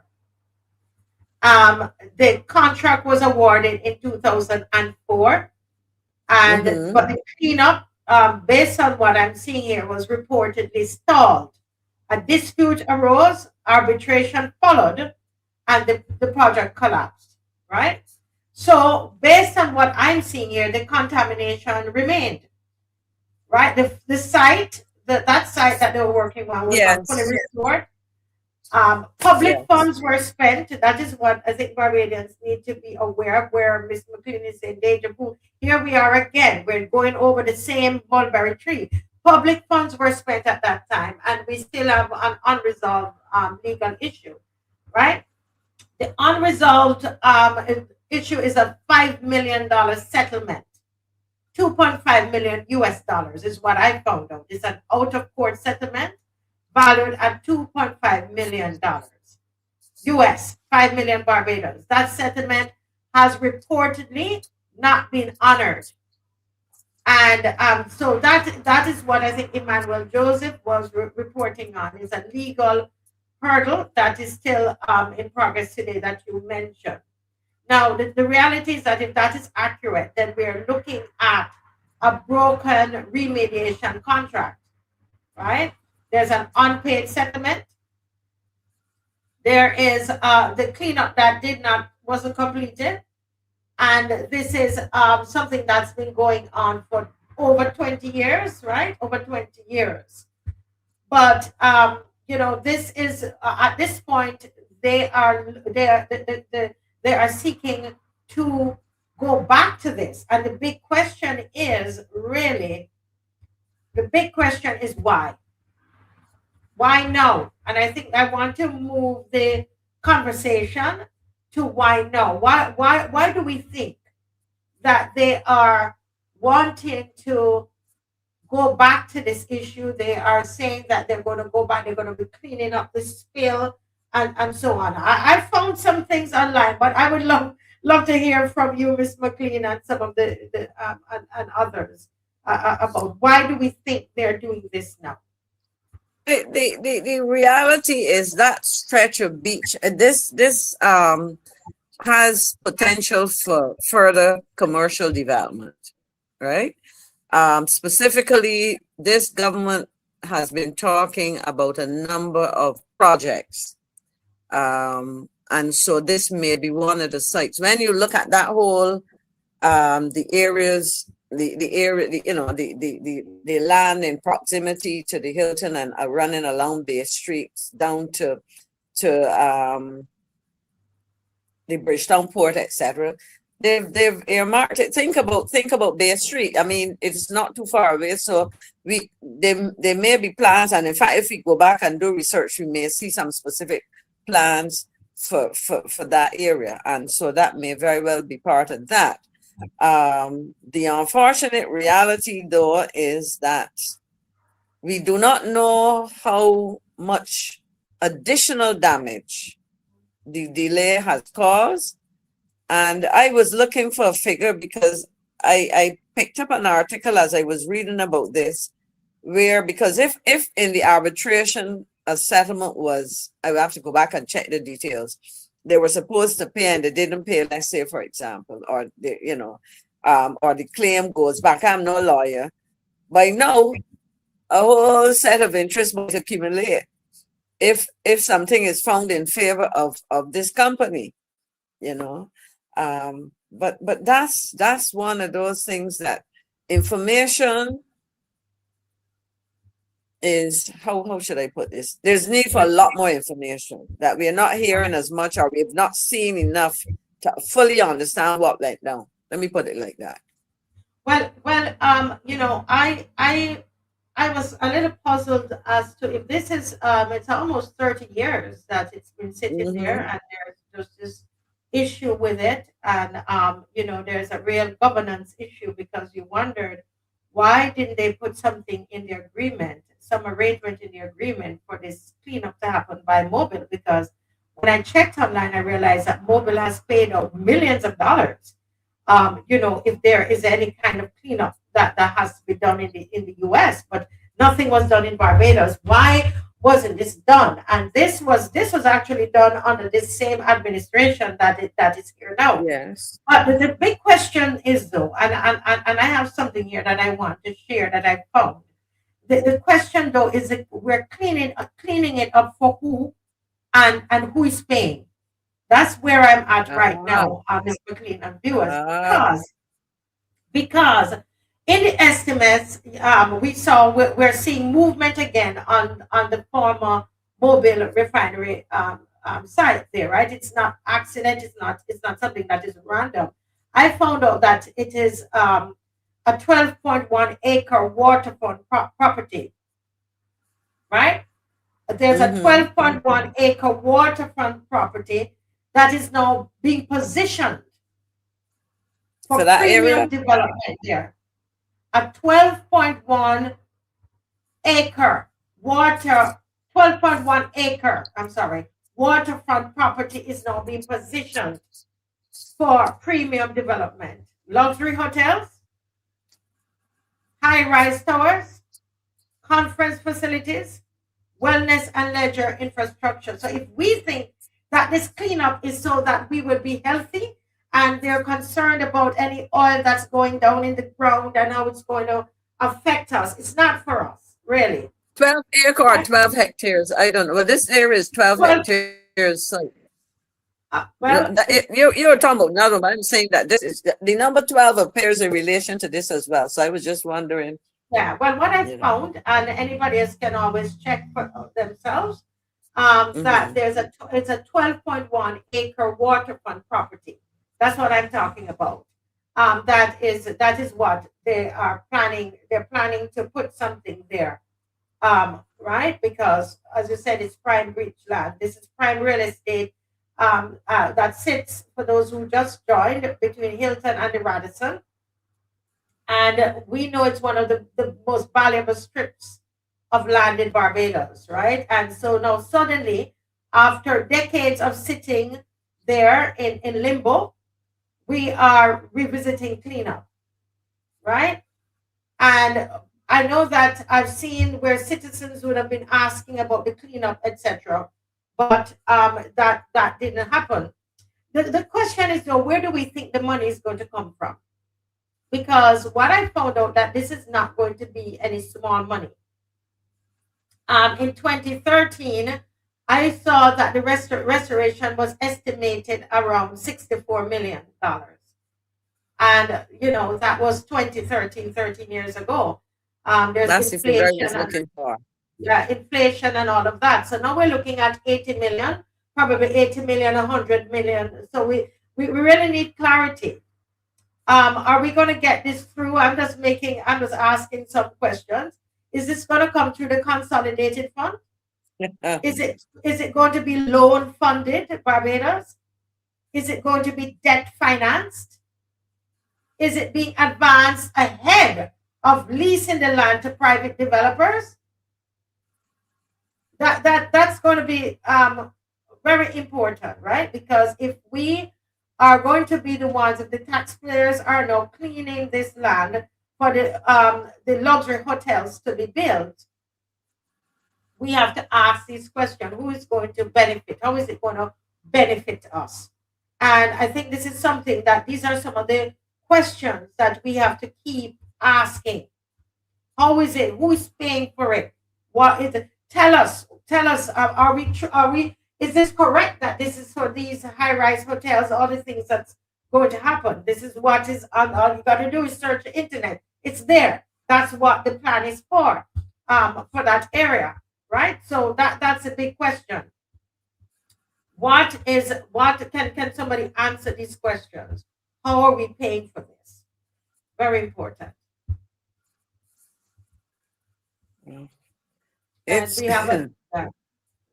There's a level of transparency required in these things, but you see, people 20 years ago, a lot of people may not even have heard about this. Young, people would not have heard, but for some of us who've been around long enough, as I said, I dealt directly with this on the call-in show for a while. It'd be interesting, but I don't know if their records go back or they would have destroyed those old programs. But if somewhere in the archives, you might be able to go and resurrect the discussion and hear what Barbadians had to say. But of course, that's not going to happen. Yeah. I'm going to try my best. There's so many things here. But I'm going to try my best to stay with this. Somebody's asking, why so many hotels? Marie is saying, I still don't understand the need for all of these hotels. The climate of the world we're living in, we're going to come stay in all these properties. It doesn't make any sense. Well, this is all, I got this from, their side. This is what they plan to do. With it, luxury hotel is planned. The conference center is proposed, high-rise tourism corridor expansion. That's what they're going to put there. So they need, I'm saying this and what I found, they need to come and say it's not true. But they didn't say that he didn't say that in the well. But if you go back and do some checking on the proposals placed to the public in previous estimates and budget debates, you would have heard about plans for construction. Now, there's some additional questions. The person is asked how, about the from the customer or the tourist side, the visitor, who's going to come there. Now, there's other questions. We talk about problems with water. How will we address the increased demand for water with all of these properties? How do we address staffing? Because understand that there will be need for categories at the lower end, significant numbers. And if we have, and we've heard about migration, etc., are we looking at housing of appropriate standards and at the right kind of price? Because if you bring somebody in to be a part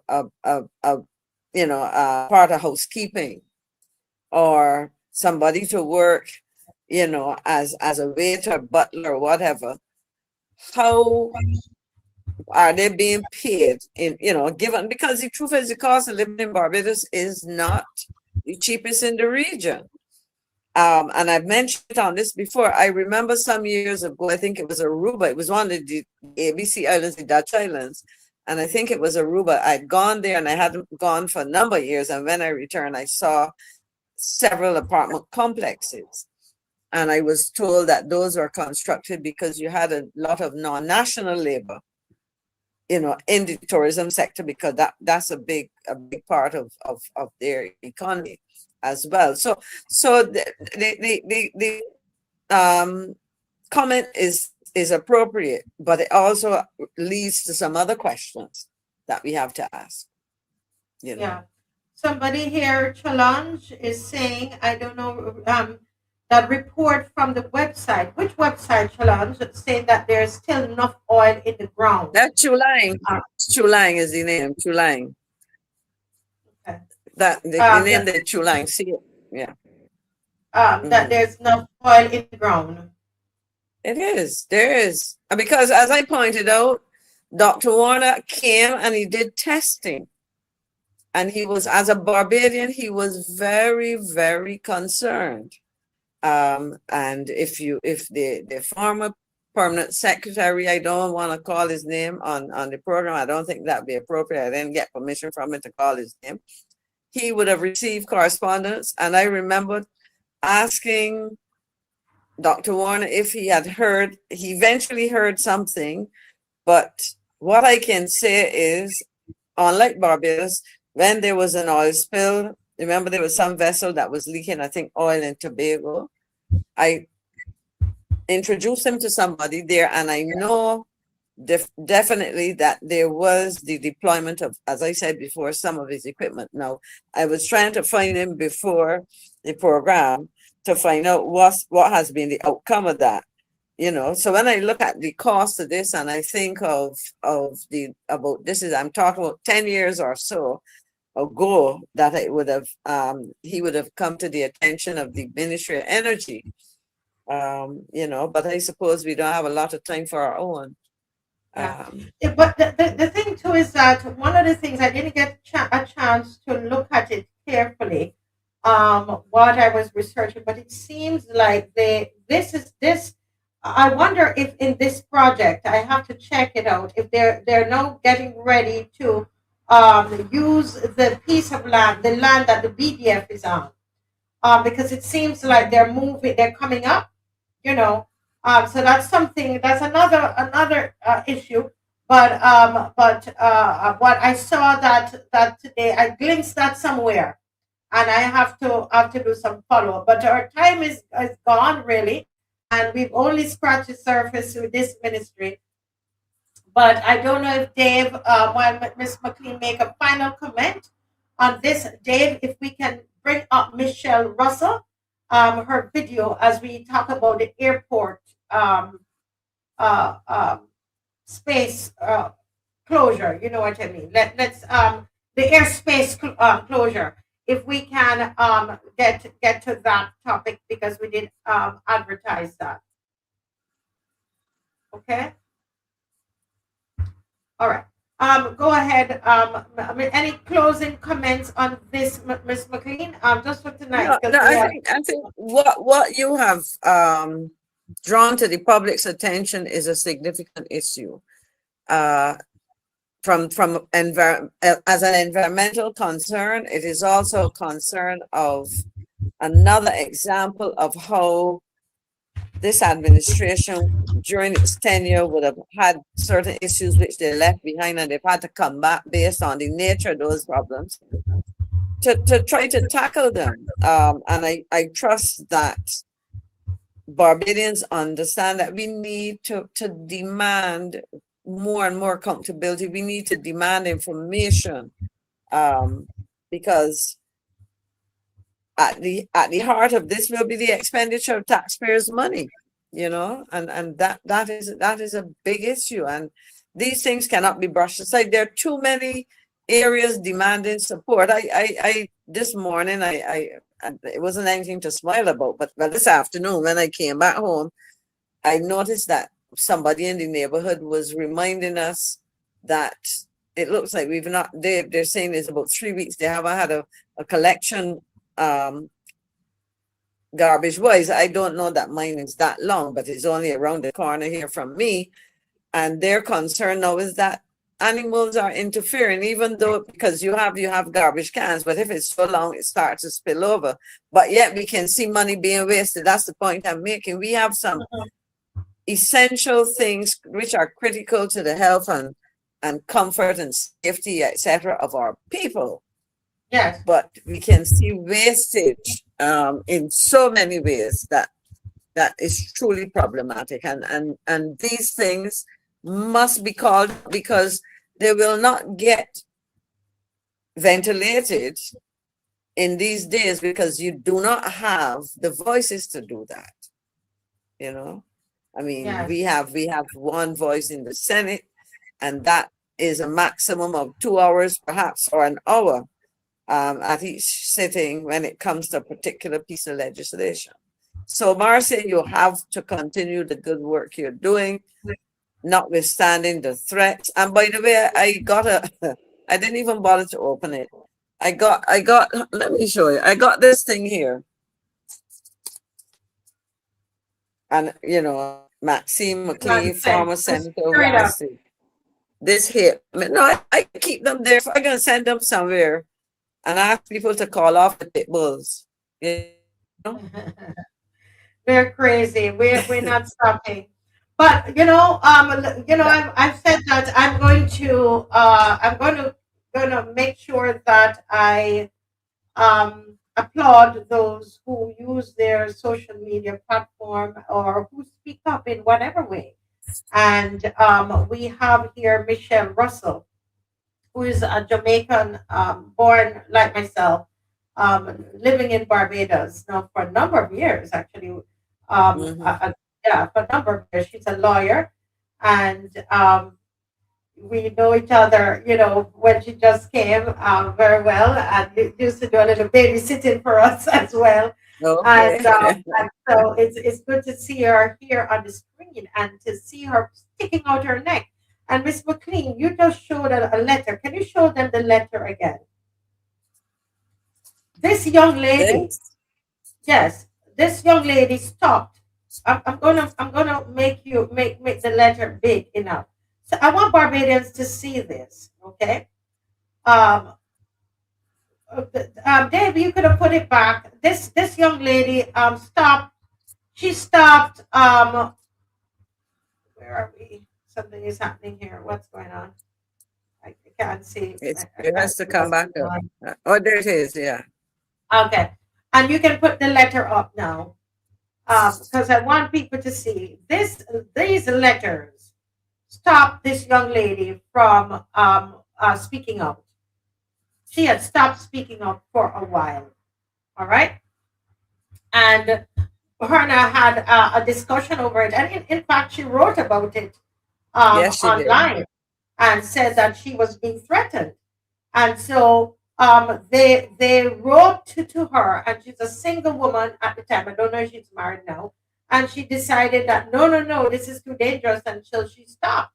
She doesn't have any relatives here. So she stopped speaking up on behalf of Barbadians. So I want to commend you, Michelle, for stepping out again to speak up on behalf of Barbadians. So yesterday, we saw in the newspaper that the airspace was closed.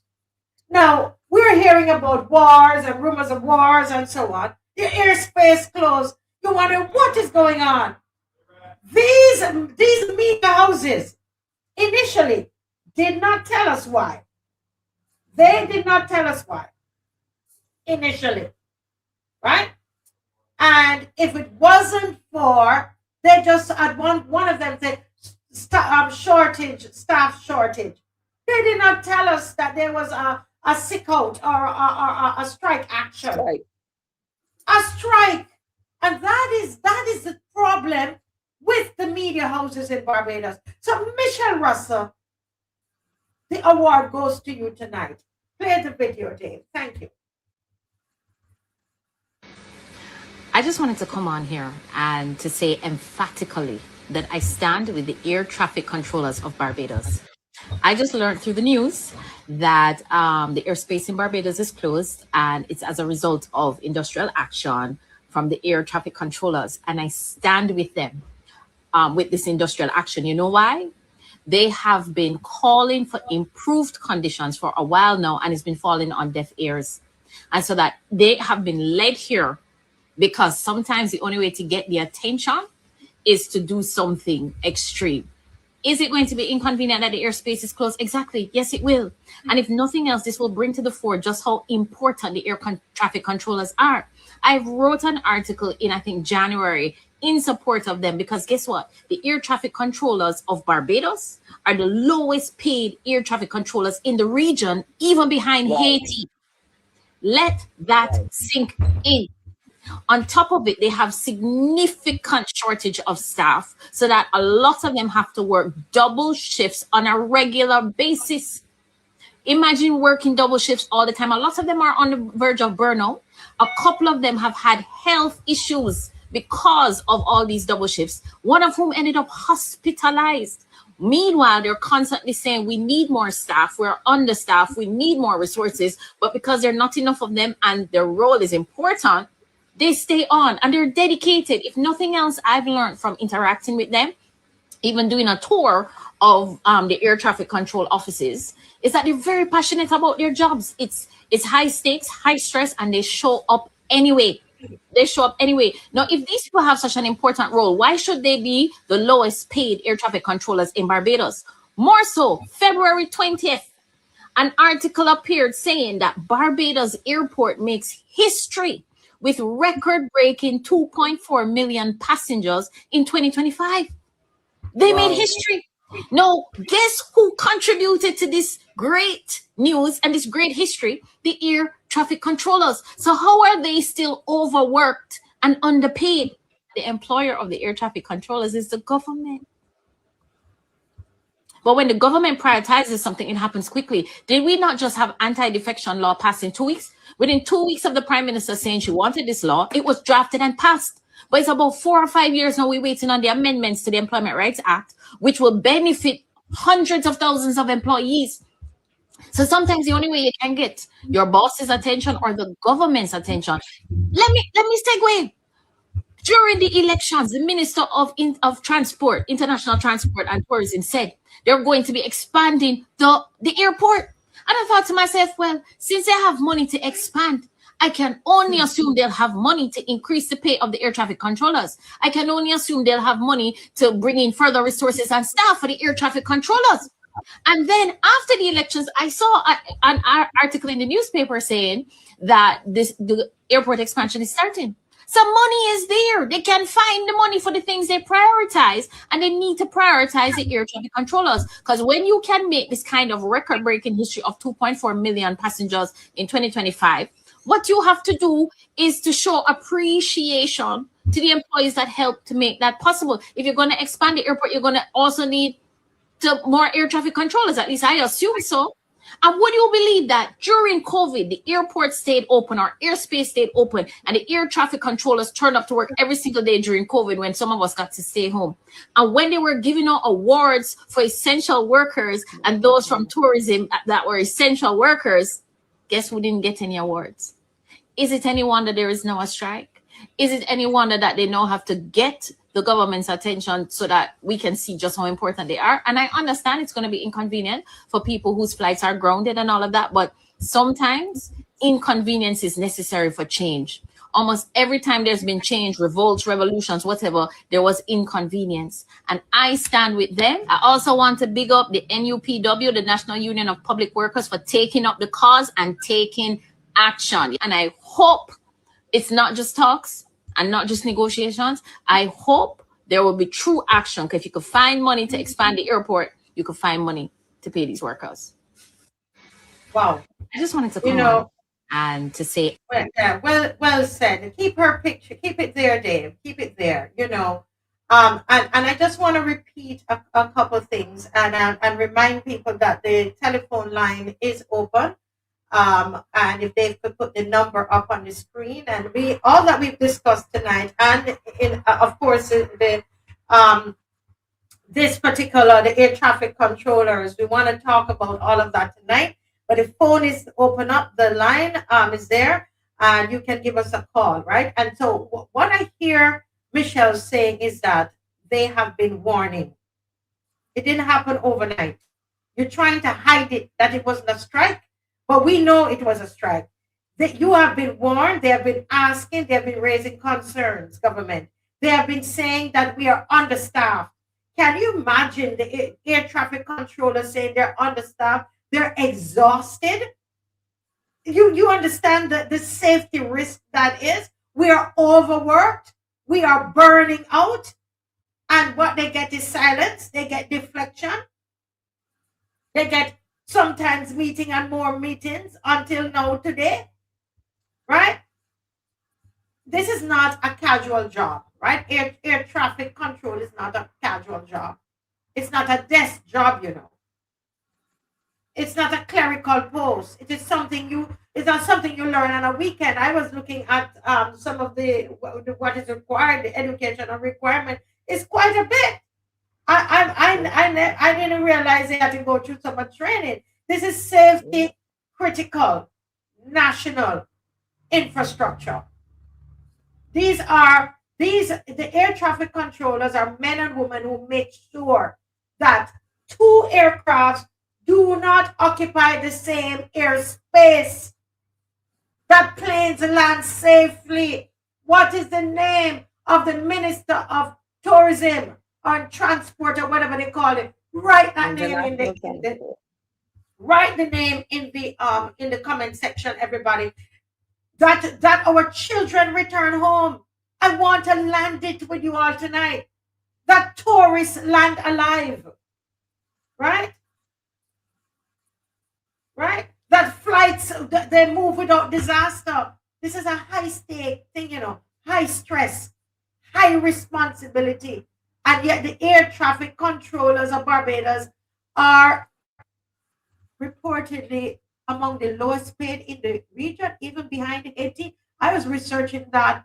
I didn't find all of that as yet. I realized that they're lower than Cayman for sure, and some of the other places. I didn't get all the Caribbean countries so far, but I'm checking into that. The lowest paid, and they're handling record traffic because they said we had record numbers while working double shifts.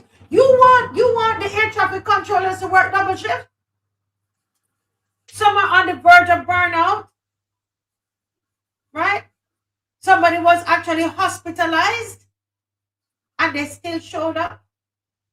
Come on, guys. I really, really think that this is something that really needs to be looked into.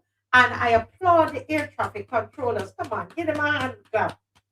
And so this is what you need to do, disrupt the country. And I am hearing, I don't know how true it is. Somebody said that they're a big jet, a private jet of somebody who was outside of Barbados that normally travels, and I'm calling any names, that even in the midst of the strike, that somehow they were able to land. But anyway, that is another discussion until we get more facts on that. But Miss McLean, while we wait on the others to call in, what are your thoughts on this? Let me first say I was checking the information because I was trying to understand around what time, and I'll come back to Michelle. I thank her very much. I was trying to find out when the airport when the airspace had to be closed. I'm told around 10 o'clock in the morning. And a private jet, some details would have been provided to me, landed at 12:15. Now, my question is, did it guide itself in? No, I am happy that Ms. Russell dealt with this because the job of an air traffic control, I have a former schoolmate before she left this country. She was an air traffic controller. I know at least 2 or 3 other people who spent one. In one case, I believe the lady would have retired from that job. And so it really is a very demanding job. And over the years, it is one that you can't just go and pull somebody off the street out of a classroom or out of, out of wherever and put them. It requires significant training. It is highly technical. And as Ms. Russell said, it is very stressful. So imagine when we get increased aircraft. Think of this time, because one of the things that I asked somebody in relation to the cruise industry, because remember, a lot of traffic between, I would say, November and April, a lot of traffic are, a lot of that traffic, traffic is a number of planes which are bringing passengers, to board cruise ships. So for example, you will get several planes coming in with 300, maximum number of passengers, because think of it, a cruise ship carries 5,000 people. And if in those air to sea transfer arrangements, you are actually almost offloading a ship and bringing a new set. We're talking about large numbers of people on wide body craft, Dreamliners and all kind of thing, big planes. So imagine I worked a shift yesterday, and because we are short, I am there, but I'm tired.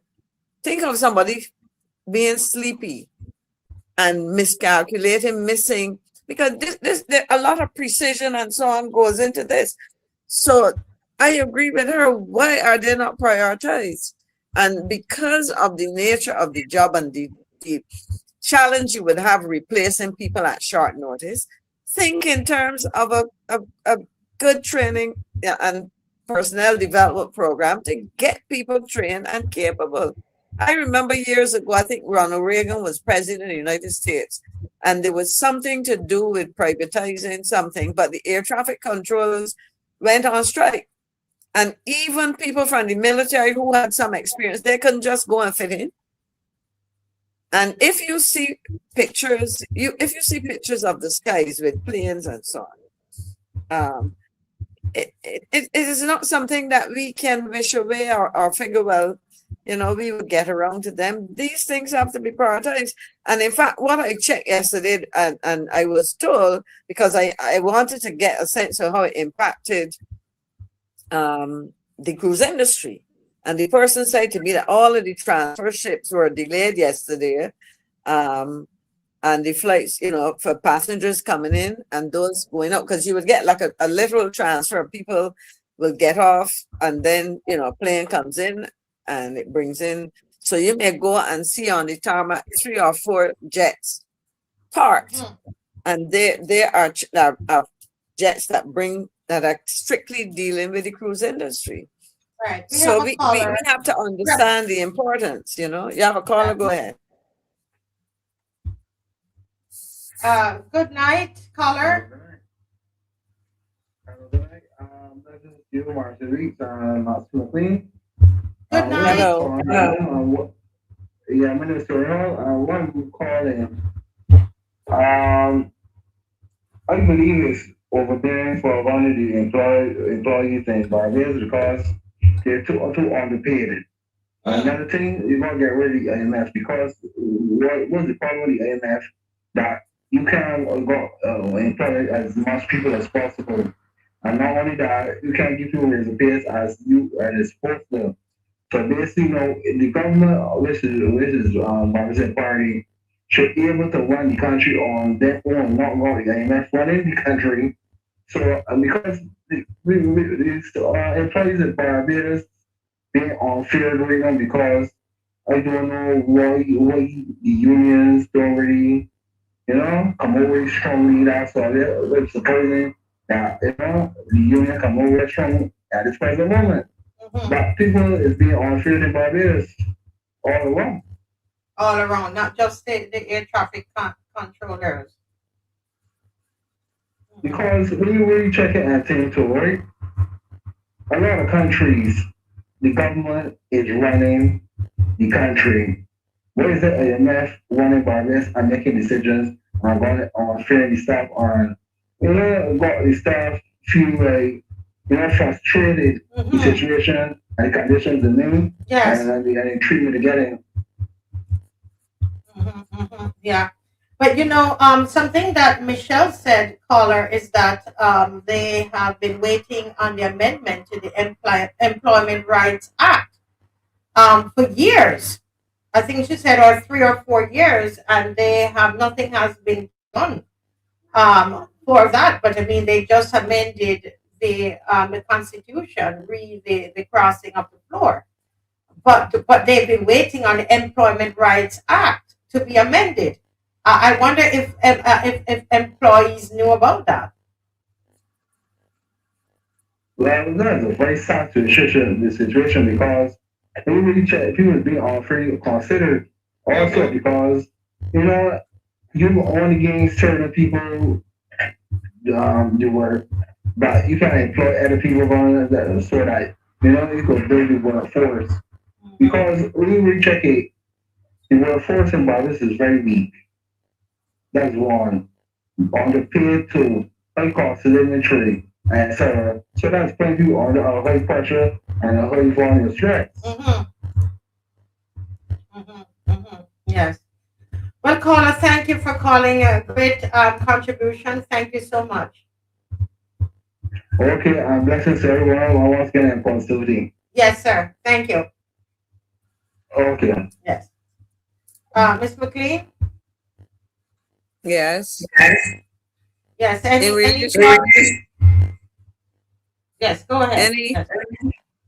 I was asking, any thoughts there as about this? Did you know about this Employment Rights Act, the amendment that is before? That I must tell you that legislation took a long time, and I recall some employers were pushing to postpone. I Minister of Labor at the time would have been Dr. Esteban Supu. And we really fought hard to get the legislation in. And, some legislation you would hear people say, okay, yes, we may have some minor adjustments, etc., or whatever the case may be, but it is critical because at this point in time, trade unions are becoming neutered, and I use that word deliberately. They are being weakened. Because I had to comment recently. There was a matter, and I simply said that the unions have to be nice to them and say they're falling asleep on the job. The one union that you consistently hear dealing with matters is Caswell Franklin's union. We seem to have started to ignore the rights of workers and so on. So my concern is important. I wanna say something about these employee rights and so on, because it's one thing to have the legislation in place, but where things of dismissal wrongful, I'm trying to remember the correct term they use now, wrongful dismissal, where employers have been found guilty and the courts have imposed penalties. Sometimes it means paying that employee who had been dismissed monies, etc. Those tribunals need to have teeth. The legislation needs to make provision. I know of people who would have had the court rule in their favor and allocated or awarded rather sums of money, and years later the companies refuse to pay. Not that they can't pay. I'm thinking of one particular case, and that individual now is based on the interest. It is so much money, but the individual, that employee, former employee, because they're not employed with the company anymore, does not know where to turn. And in fact, we had a situation where we had the tribunals appointed and they weren't meeting because some of them probably didn't have a chair or whatever. And so at the heart of it, Marcia, I am worried that the situation of workers in Barbados is made worse by the weakening of the unions or the ignoring of people in the union on matters significant to employees. And if we continue like this, we're going to have some real difficulties, especially where we have foreign investors coming in from jurisdictions where trade unions are not necessarily recognized in the way that they're recognized by us traditionally. So it's going to make the worker situation worse.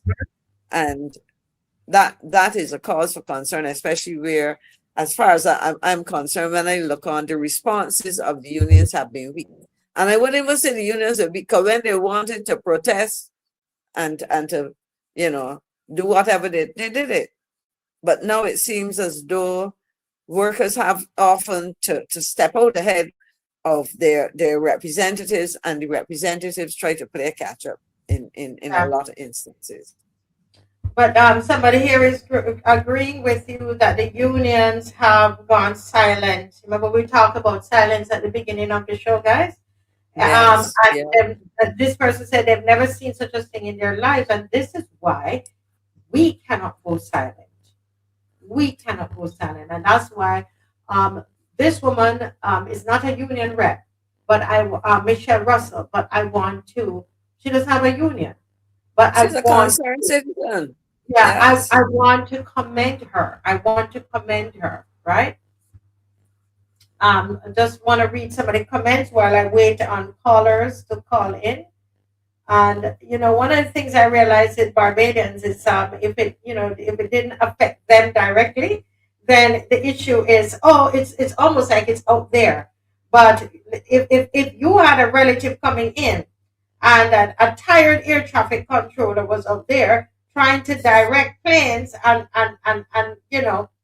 they're tired and they see one plane and they think they see three or something like that, or see three and think they see one, then it will become an issue for you. You see what I mean? But this is all about our safety. And the reality is that it's our personal safety, family members, etc. But it's also tourism. All you need is one accident out there, and this becomes a huge problem.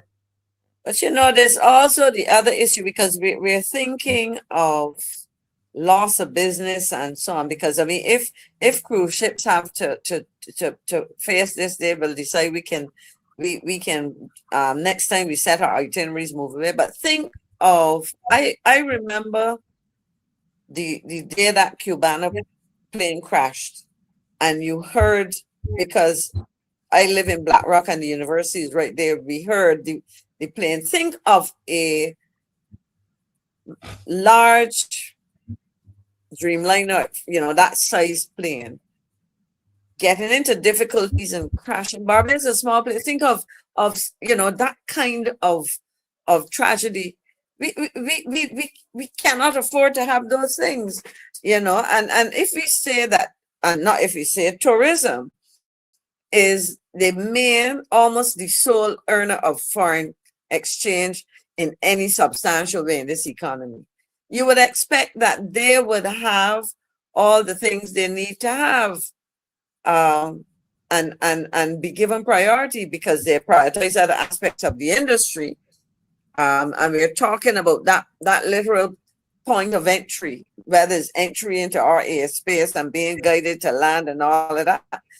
Our air traffic controllers are absolutely critical. Their working conditions, I remember hearing about the condition, their working space and all kinds of things. And I implore the Minister of Tourism to find a way to get the matters that they have addressed, and to find a way to develop a pipeline of trained people to work, because as somebody raised, they suppose somebody fell asleep on the job because you were working second shift. But we're talking about the air traffic controllers, and that's important, very important. But I remember coming in just the other day. I don't remember where I went, and went to the bathroom in the airport. And this person said this to me, and this is no lie. This is supposed to be our international airport. This is our airport. Tourism is our business, and this is the condition of the bathrooms. This is a male bathroom. One urinal is covered up with plastic. The other one, the toilet has this on it. When I went in the female bathroom, and I said to myself, you know, there's something that is wrong here with the way this airport looks. You know, Miss McLean, I said to myself the last time I went, I said something, it smells bad, and it doesn't look good. And basically what is happening is that everything to me in this country it just looks pop down. It just looks pop down. This is the airport. This is the Blanky Adams Airport bathroom, folks. I just want to establish it, Ms. McLean, before we move on. But people understand what we're showing you on the screen. Somebody just took a picture and sent this to me. This is the bathroom of where we punch above our weight, and tourism is our business. Go ahead, Ms. McLean. No, but I'm looking at this. As you know, I spent many years on the board of Bridgetown Cruise Terminals, Inc. And I can tell you that there was a procedure when it came to bathrooms that they had to be cleaned every X amount of time. I don't remember how long it was, but very frequently. And not only that, they had, you kept a record. There was a card that the person would fill in that it was cleaned at, let's say, 9:30, 10:30, it's cleaned again. And because you had high traffic, it's where passengers come off the ships, go back on the ships, come in the stores in the complex, etc. And a critical part of bathroom of an airport or our public facilities, the quality of the bathrooms. That reminds me, unfortunately, of what you might see at the QEH, because people say that people wreck them, but it is unfortunate that people do that. But this is not terrible. The plastic over there suggests that urinal needs fixing. Why is it still there looking like that? And they stick the warning, the what you call the cone there to signal that don't use it. I mean, these are the details that make us a place to be and because we think about it, the airport is either your first memory or your last memory of Barbados. When you get off, you exit the plane and you rush to the bathroom, and this is your first visit to Barbados, and it is in good condition, you go about your business. If it is horrible like this, I mean, that sets your visit off on a bad note. So pay attention to details, people, and don't tell me that you can't fix it, because there was a time when the airport had significant profits and they actually had retained earnings, they had cash. I remember that in coming into office, a lot of that money was transferred out from the airport, because remember, it's a statutory corporation or company. I will have to check back again to tell you, but it is running itself because it is supposed to make money, and you're supposed to spend the money to support how you're making the money. As somebody said, a lot of work to be done, Marcia, by these folks. Shirley says this is disgusting. Soon you will hear the tourists complaining. Somebody they says, probably do. Keith Moore, just reading a couple of the comments here, Ms. McLean. Is this what the people of Barbados put this government back in power to do to poor people? Well, you guys voted them in. Some of you, we were watching. This is it. We just had elections February 11th, and this is what you voted for, right? This is what you voted for, and you have to admit that. Somebody said this is a serious matter. The airport can lose its grade or even lose its license and be shut down by authorities. Well, this is what Barbados voted for, right? Somebody said, I'm beginning to wonder what we have a government for. So this is what we just had an election.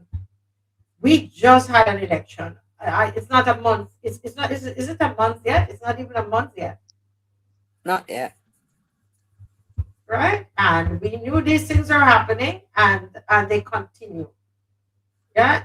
Somebody says here, Angel, you can get those toilet facilities.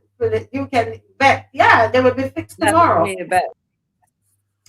You said the Kremlin's on here will relay the news. Yes, Let them they will be do. fixed Let them tomorrow. do. Yeah, yeah. Because Go ahead. everybody could be going to you. Yes. At least we know that we flagged the problem. Mm-hmm. Yeah, yeah. That's it. Go ahead and let them, because whenever you put these things up, you know what happens is that, you know, they say, oh, you're embarrassing Barbados. No, no, no, no, no. No, no, no, no, no. Barbados is embarrassing Barbados. The government of Barbados. Blame the government of Barbados. Don't blame me. Don't blame the person who took the picture. The person who took the picture trying to get it fixed. And there are lots more problems up there. And they don't want people to believe that this is what is happening. Okay? So then they you know, just trying to read some of the comments since what happened. People, the topic is not a topic that interests them, that they would want to call in. Carol says Barbados has good labor laws. However, the labor department and the tribunal have no teeth. That's true. Or fail to act. There are so much matters before them, so that workers are frustrated. And that's what ended up happening with these air traffic controllers. And more of the workers in Barbados need to do the same. The only thing that you have is to withhold your services. That's it. And you go ahead and say, I'm causing a disruption in the country. Yes, I am. I'm calling for that. Especially when you have stuff happening that what happened to the air traffic controllers. They should not work until it is resolved. Until they get what they want. Sit down and don't work. I am saying that because that's the only way, as Michelle was saying, you get attention. Inconvenience people. Okay, because how much what is it? You don't have a life, you're not a person.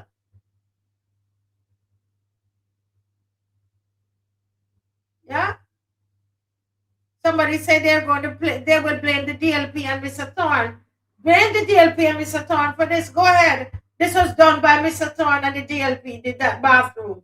They mashed up the bathroom and left it like that. I can't remember when I was out of the country and I was coming, and I said to myself, the standard of this bathroom here is not right. There's something about, and I was saying, first of all, the time you enter, it stinks. That's not, you could travel in Miami and all of these places, and you're coming through lots of traffic, and generally the bathrooms are clean because they have somebody positioned there to do it. Right? Somebody said Barbados cannot afford that. Afford what? The people stop working? That's the only thing that they're going to feel. You hear what I tell you? Is when the workers in Barbados decide and enough. How are you going to do an Employment Rights Act, the amendment to that act, sitting there for years and nothing done to it? But the first thing you could do is amend the Constitution that allows you to consolidate power. Now, the whole of Barbados need to shut down. They need to shut down the same. They need to take a leaf out of the air traffic control book. Applaud them, yes. Labor need to shut this thing down. But how are they going to shut it down when they're in bed with the government and the unions are in bed? How are they going to shut it down? So we can't afford that. So we can afford to kill people on the job and let them suffer and don't pay them and they can't feed their children.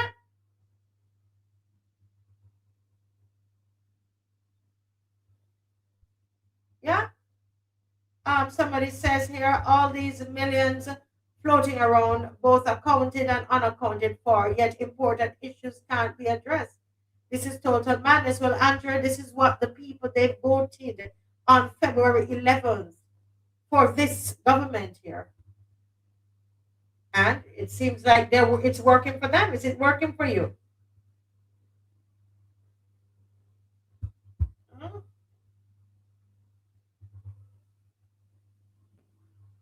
Correct. They would see who have the power. Yeah, Miss McLean, you know your mic is muted. Sorry, I turned it off because I was looking at something here. And I was saying that this whole business of maintenance, if it is done properly and in a timely manner, the job gets simple, because so you have a schedule, and I suggest that the people at the airport, well, I don't know what's happening at the port now, but I can tell you that it was something that was well taken care of because the management made sure that it was done, because it makes a difference to the whole ambiance of the facility, as you pointed out. So yeah. But simple things are neglected. Simple things, and as another comment was, we had some great comments tonight. Another comment was saying that we're paying these consultants, all of this money is being paid to consultants, right? And look at our air traffic controllers who they help to keep us safe and keep the very important people in terms of our tourism industry and keep us safe, as locals as well. And we can't take care of them. Is Michelle correct that they're the lowest paid in the Caribbean, lower than Haiti? The devil is a liar. Absolutely not. No, it may be a case that Haiti recognizes the importance of their air traffic controllers and make sure that they're paid properly. I don't know. Workers, I am telling you, the only way you're going to see, they cannot afford this embarrassment again. And I know that the unions are the ones that are going to make the decisions to these workers. But what I say is this: don't let them give any promises. Give you the increase that you need and give you the staff that you need. Don't go back. Conditions and the working conditions. Don't go back. Oh, you think we are the labor laws that we have that they don't want to follow, that we have them because of the 1937 riots. I say you don't have to riot and burn down any place. Don't work. Stop. Everybody stop. Make the country go stop.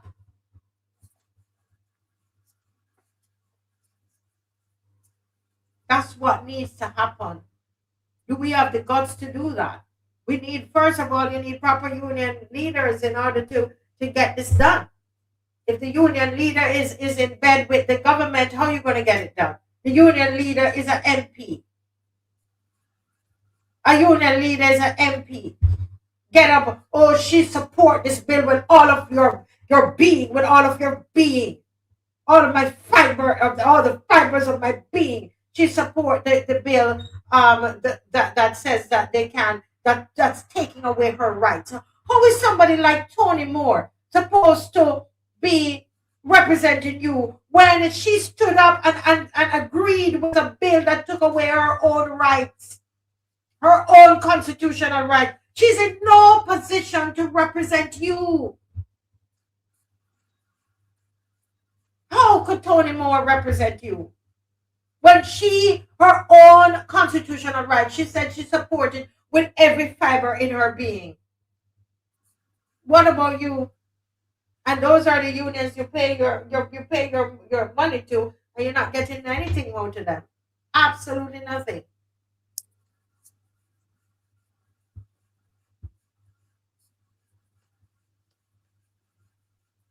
Yes, correct, Challenge. BLP taking back the days of Bradley Adams when he was premier, because these are some of the issues that he stood up. Don't mind, I think he sold out Clement Payne. That's my view, my interpretation of history that I read. But these are some of the issues that, somebody says, anybody heard a report on anything these high-priced consultants have accomplished? No, no. In fact, I looked at that and smiled because tonight, you remember some time ago, I think I had you looking up Future Barbados, I noticed that there are the estimates again. I have to go and see under the Ministry of Innovation what it is, how much money they're getting them for what, you know. But these are the things that people talk about all the time. You have all of these allocations, but when you try to ask what has been delivered, you know, so we don't have money for critical things, but we have money to waste. Yeah. So, Somebody is asking if the airport is still owned by us. I know it's being leased. Isn't it leased?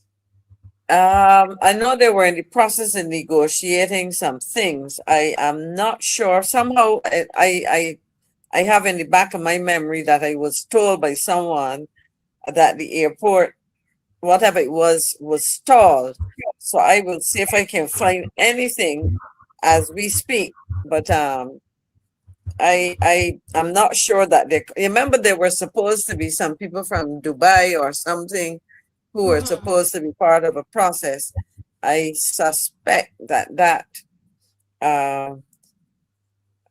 has this is saying not here that it completed is still, following through. that it is still a state-owned asset.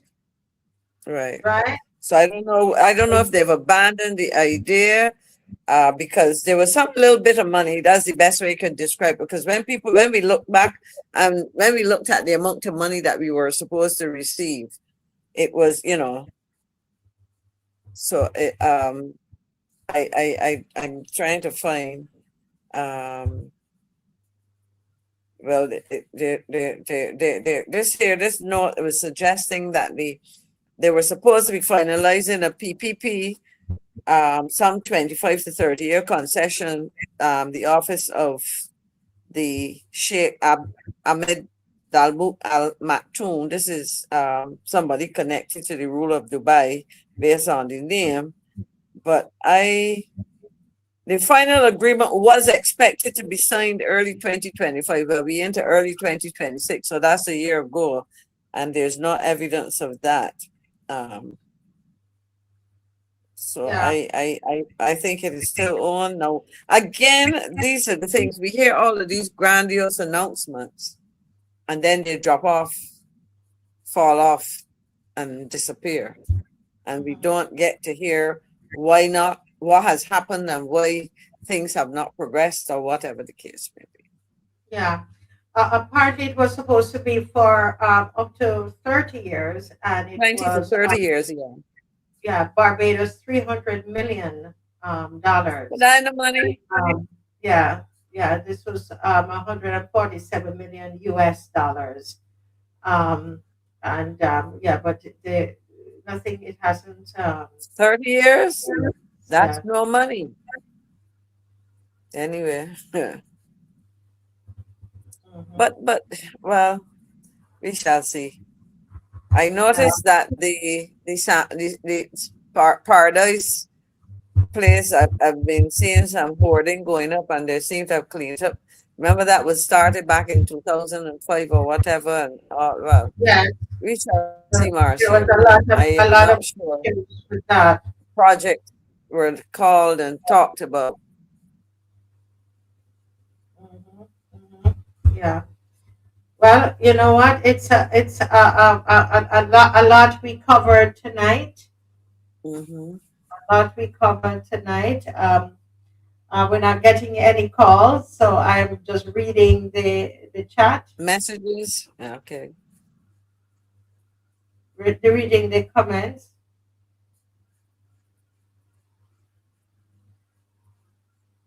Yes, somebody said 30-year for 300 million. No money. Yeah, somebody's talking to us about the registry department is sitting on. She's alleging that it's sitting on people's probate of wills and letters of administrations.